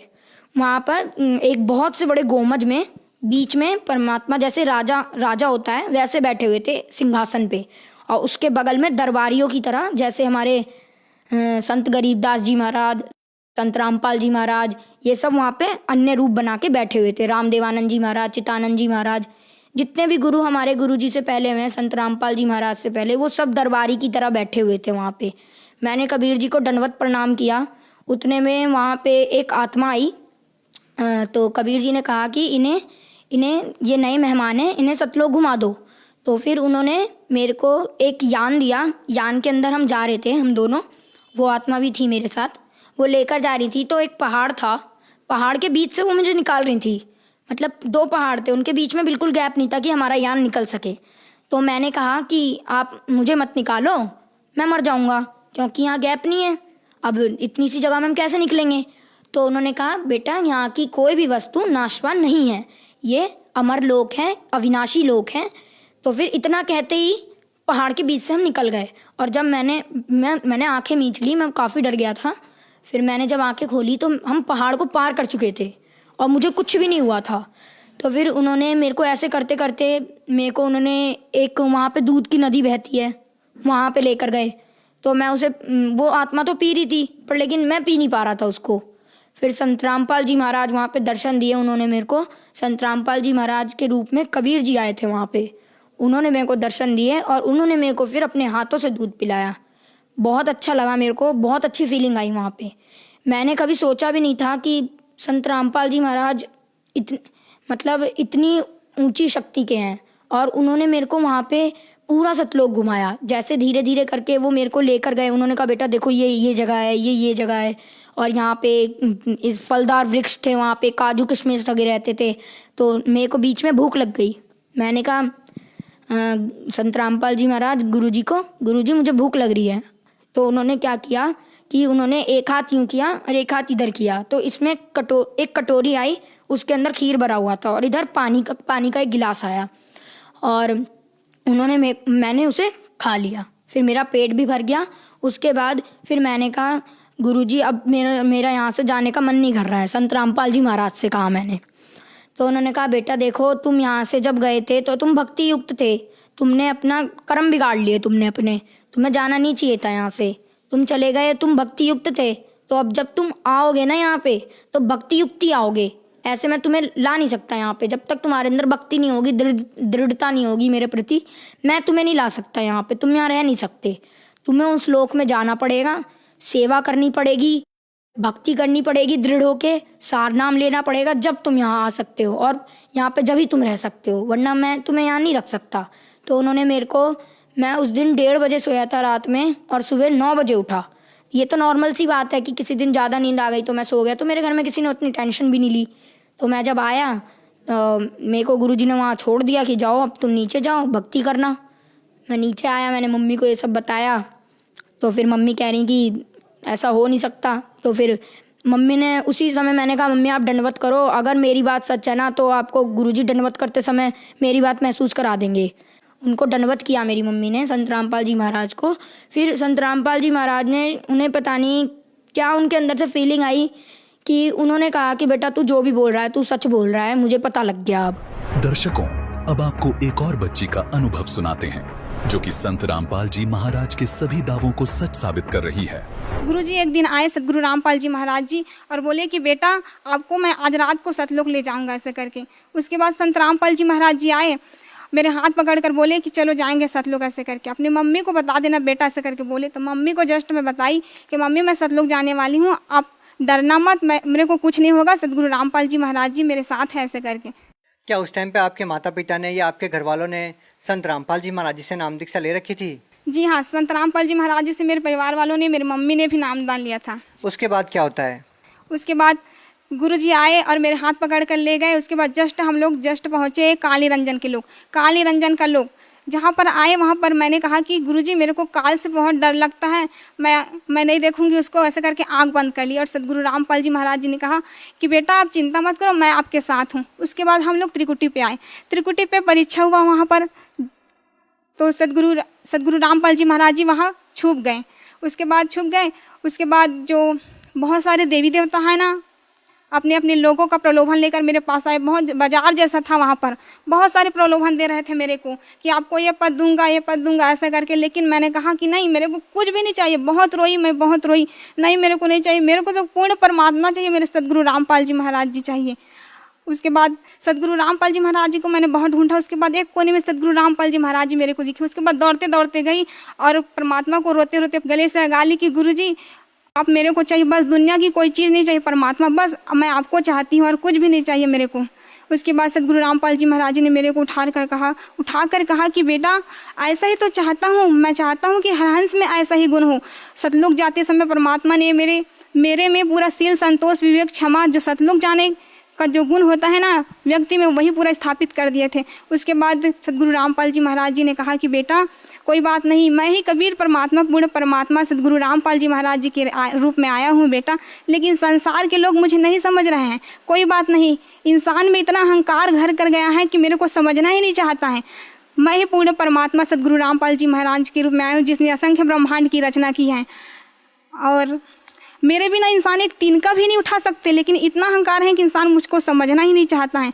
लेकिन कोई बात नहीं बेटा, बहुत जल्द सतयुग जैसा समय स्थापित होकर ही रहेगा। मैं चाहूँ तो पल भर में मंत्री सभी की बुद्धि को बदल सकता हूँ, लेकिन मेरा कुछ मिशन है बेटा और लीला करने वाला हूँ। उसके बाद मैं बहुत जल्द सतयुग जैसा समय स्थापित करूँगा। उसके बाद गुरुजी ना मेरे को सतयुग जैसा समय है उसमें ले गए। तो मैं बोली कि गुरुजी ऐसा ऐसा होगा बेटा, देखो ऐसा करके पूरा भविष्य में ले गए। उसके बाद हम लोग नरकलोक में देखे। नरकलोक में ना काली रंजन जो तपतशिला में सभी जीवों को भूर रहे थे, गर्म तेल डाल रहे थे, बहुत गर्म खंभे पे बांधकर सभी जीवों को उसका जो बुरे कर्म का फल दे रहे थे। और सदगुरु रामपाल जी महाराज ने कहा कि देखो बेटा ये लोग मेरे भक्ति नहीं किए, इसीलिए तो इसका ये हाल है, लेकिन अगर मेरे को ये अभी भी मेरे को पुकारेंगे तो मैं तुरंत दौड़ा चलाऊँगा। परमात्मा ही पर थे, मैं देखी। उसके बाद मैंने कहा कि सदगुरु रामपाल जी महाराज जी ये लोग तो अपना मनुष्य जीवन ही बेकार कर गए, परमात्मा आपको नहीं पहचाने ऐसे कर। तो परमात्मा बोले कि कोई बात नहीं बेटा, धीरे धीरे सभी समझ जाएंगे मेरे को, ऐसे करके। उसके बाद कहाँ जाते हैं आप? उसके बाद हम लोग अंदर प्रवेश किया तो पूरा अंदर कहाँ? सतलोक के अंदर प्रवेश किया। उसके बाद सतगुरु रामपाल जी महाराज जी ने, गरीबदास जी, स्वामी रामदेवानंद जी महाराज और दादूदास जितने भी गए थे सतलोक, सभी संतों से मिलाया। वहाँ पर सत्संग के परमात्मा, इतना शांति, इतना बहुत अच्छा वातावरण था वहाँ का। यहाँ तो बिल्कुल भी नहीं है, बिल्कुल भी यहाँ कुछ भी नहीं है वैसे। वहाँ बहुत ही अच्छा वातावरण था। वहाँ पर बहुत सारे जो है जीव आत्माएं थी सतलोक में, उन लोगों से मिला। सतगुरु रामपाल जी महाराज जी ने कहा कि बेटा आपको कुछ खाना ऐसे करके, तो मैं बोली कि नहीं गुरुजी मेरे को कुछ भी नहीं चाहिए, बस आप मेरे साथ रहना हमेशा, ऐसे करके बोली। उसके बाद वहाँ जो ना सेब संतरे, वहाँ के पेड़ इतने लतफत थे, मैं देखकर बोली कि ज़मीन को टच करने वाले भी थे, तो बोली कि यहाँ का तो फल तो खराब होगा ज़मीन से टच हुआ है तो, ऐसा करके। तो वहाँ के हंस लोग जो थे वो लोग बोले कि नहीं ऐसा नहीं होता, सतलोक में कोई भी चीज़ खराब नहीं होता, ऐसा करके बोले। उसके बाद आप क्या देखते हैं और क्या वर्णन करना चाहेंगे आप? वहाँ पर हमने दूधों की नदियाँ देखी, बहुत अच्छे गार्डन थे, यहाँ ऐसा है ही नहीं। देखिए, आपने अपनी माताजी को बताया कि संत रामपाल जी महाराज मुझे सतलोक लेके जाएंगे, आप चिंता मत करना। कितने दिन तक आप इन लोगों की सैर करते रहते हैं और कब आप अपने शरीर में आते हैं? इसके दौरान भी आपने कुछ देखा हो तो आप हमें बताइए। उसके बाद जब मैं सतलोक चली गई थी तो मेरे घर के लोग बोलते थे मेरी मम्मी को कि ये क्या हो गया, ये कुछ भी नहीं कर रही है, बोल भी नहीं रही है, हम लोगों से बात नहीं कर रही, क्या हो गया इसको भूत प्रेत पकड़ लिए हैं क्या, ऐसे करके बोलती थी। जो जगत थे ना आधे लोग, वो लोग बोलते थे। तो मेरी मम्मी बोली कि नहीं, सतगुरु रामपाल जी महाराज जी इसको सतलोक लेकर गए हैं, आप लोग चिंता मत करना, ऐसे करके। कितने दिन तक आपका शरीर पड़ा रहा ऐसे? 3 दिनों के लिए ले गए थे मेरे को सतलोक। क्या 3 दिन तक आपका शरीर अचेत पड़ा रहा आपके घर पे? मेरा शरीर अचेत पड़ा था और सतगुरु रामपाल जी महाराज जी मेरी आत्मा को सतलोक लेकर गए थे। तो दर्शकों, आज के वर्तमान समय में पूर्ण संत केवल संत रामपाल जी महाराज हैं, जिनके वचनों में, जिनकी वाणियों में अपार शक्ति है। जिस मनुष्य शरीर को प्राप्त करने के लिए 84 लाख योनियों से होकर गुजरना पड़ता है, वो मनुष्य शरीर सोहनदास जी को केवल संत रामपाल जी से नाम दीक्षा लेने मात्र से मिल गया और अब अंशदास के रूप में अपने जीवन का कल्याण करवा रहे हैं, जिसके लिए उन्हें इस जन्म में संत रामपाल जी महाराज पर विश्वास करना होगा और मर्यादा में रहकर भक्ति करनी होगी। धन्यवाद।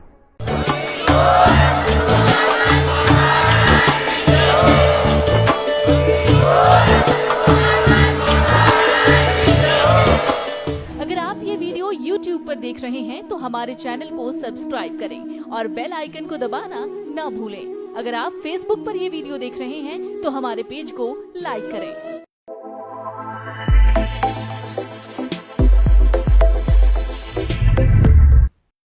दर्शकों नमस्कार। दुनिया भर में धर्म गुरुओं की बाढ़ सी आई हुई है।